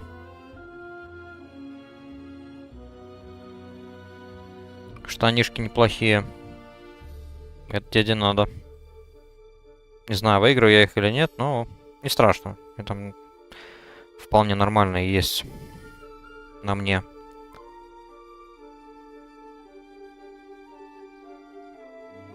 О, я выиграл. Прикольно.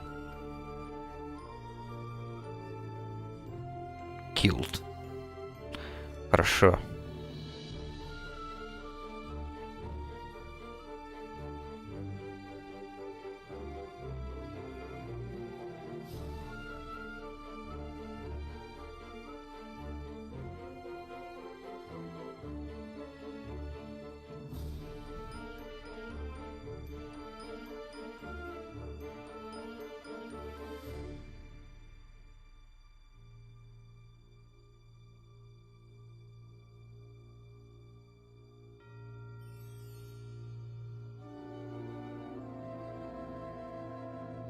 Так, ну давайте им поможем.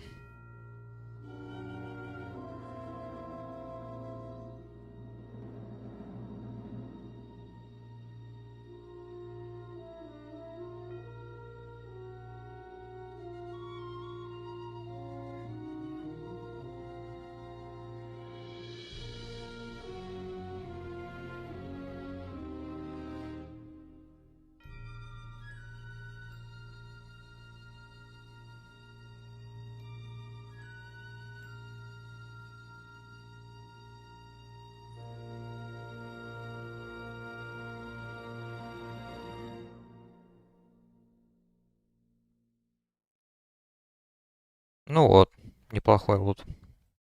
Правда, кожаный у нас никого нету. Да. Такая себе тема, конечно.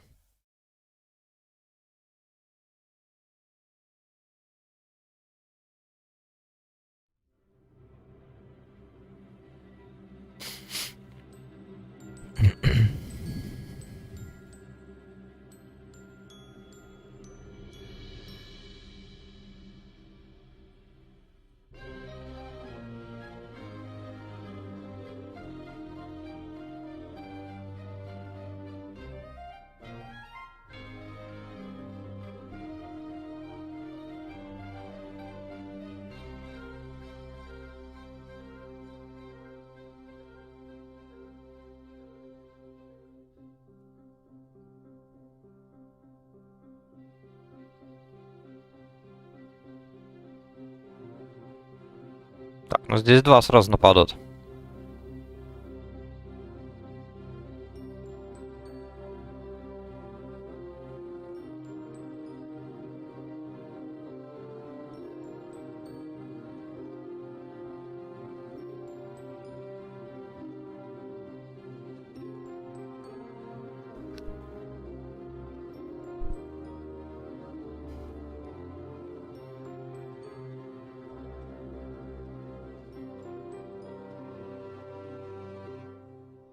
Меч.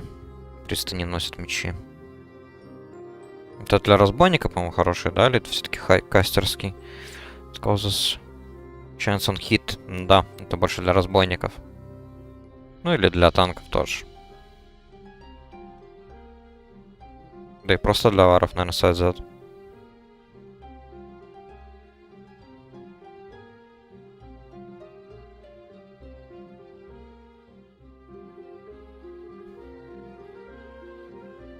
Блин, как-то мне вообще везет. Весь лут забираю.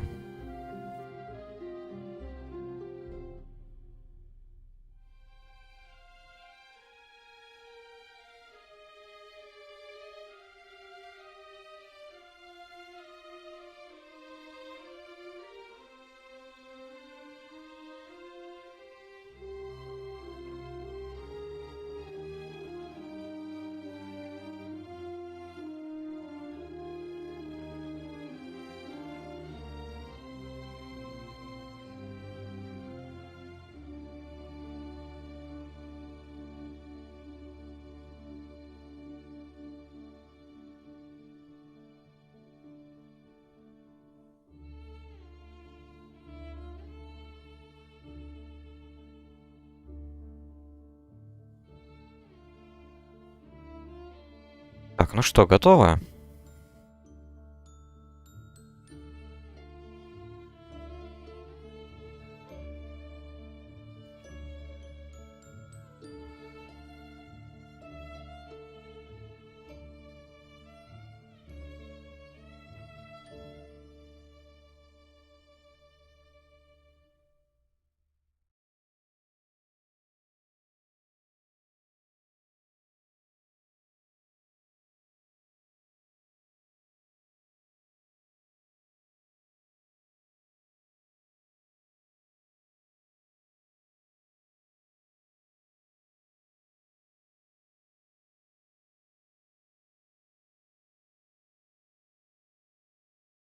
Так, ну вообще изи.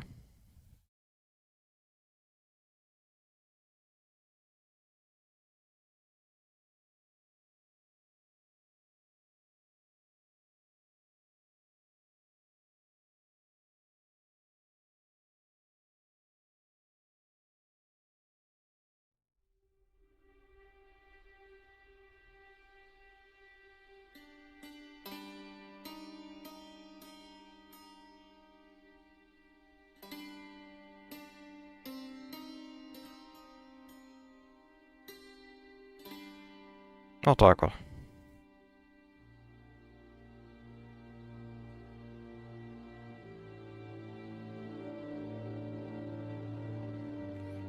Так, 20 willpower, 9 интеллекта.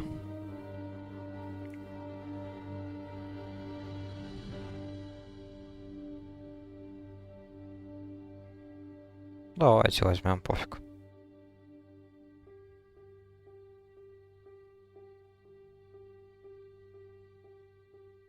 Какой там level 52?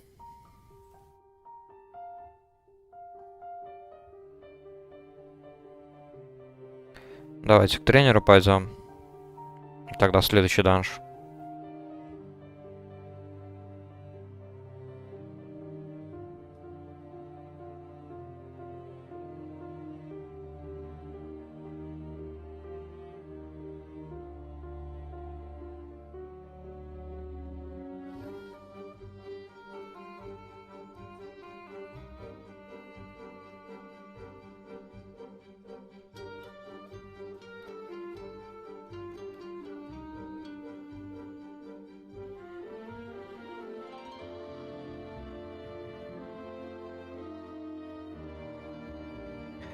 Так, я вот думаю, когда мне появится Penance, его, наверное, на R надо будет ставить.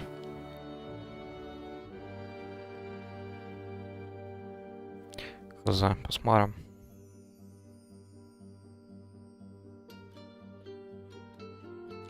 Пойдемте next. Посмотрим, как сейчас соберет группу. Пока ждем. Можно покачать профу.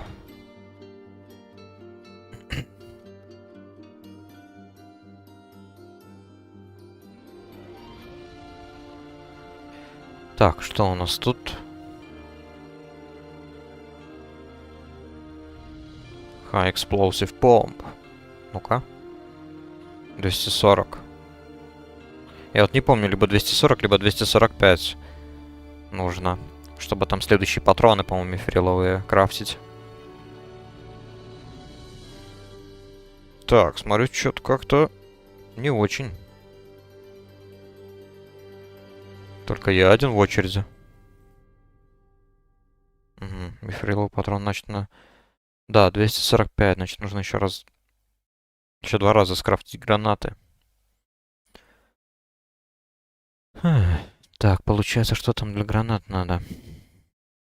Одну я уже могу скрафтить, нужно еще 2 обшивки.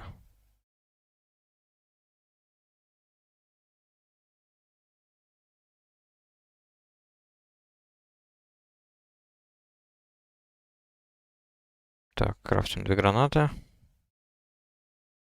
Ну и, конечно же, я не прокачиваю навык. Охренеть.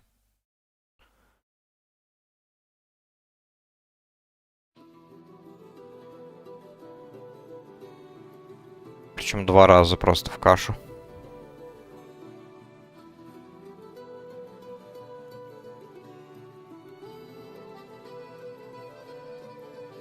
Так, ладно. Еще раз.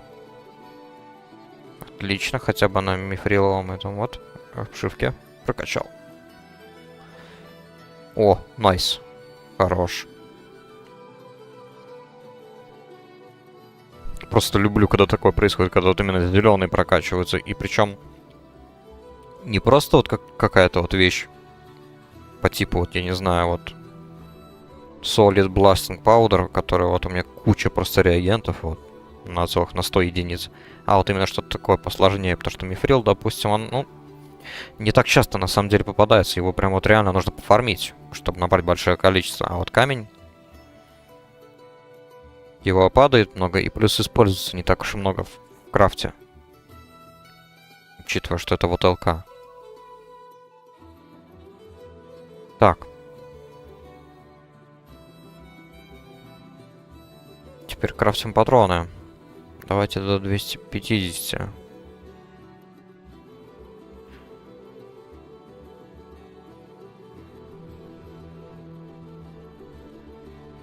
Так.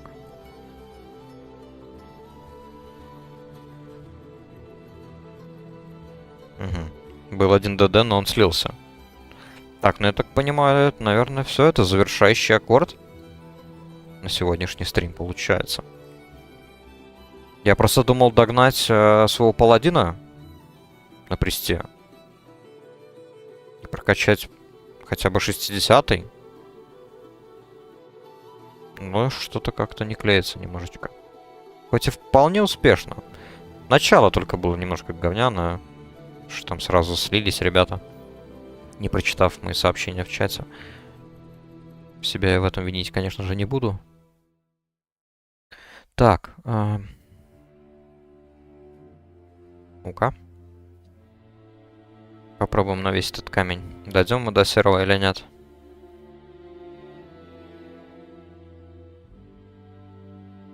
А так, если что, мне этого камня дофигища. Че, в банке есть и у другого персонажа.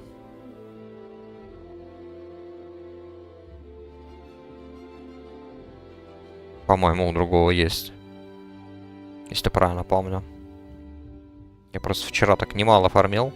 Или позавчера это было. Именно Торий. Акцент был на Торий, но от мифрила тоже не отказывался. Так, чисто, как говорится, на прозапас. Так, ну вот, до серого нагнали.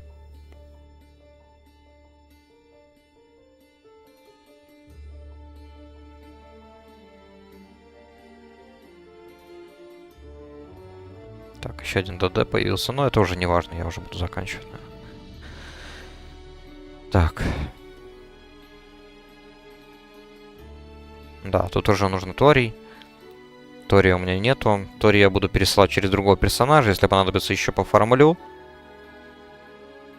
И тогда апну уже до максималочки.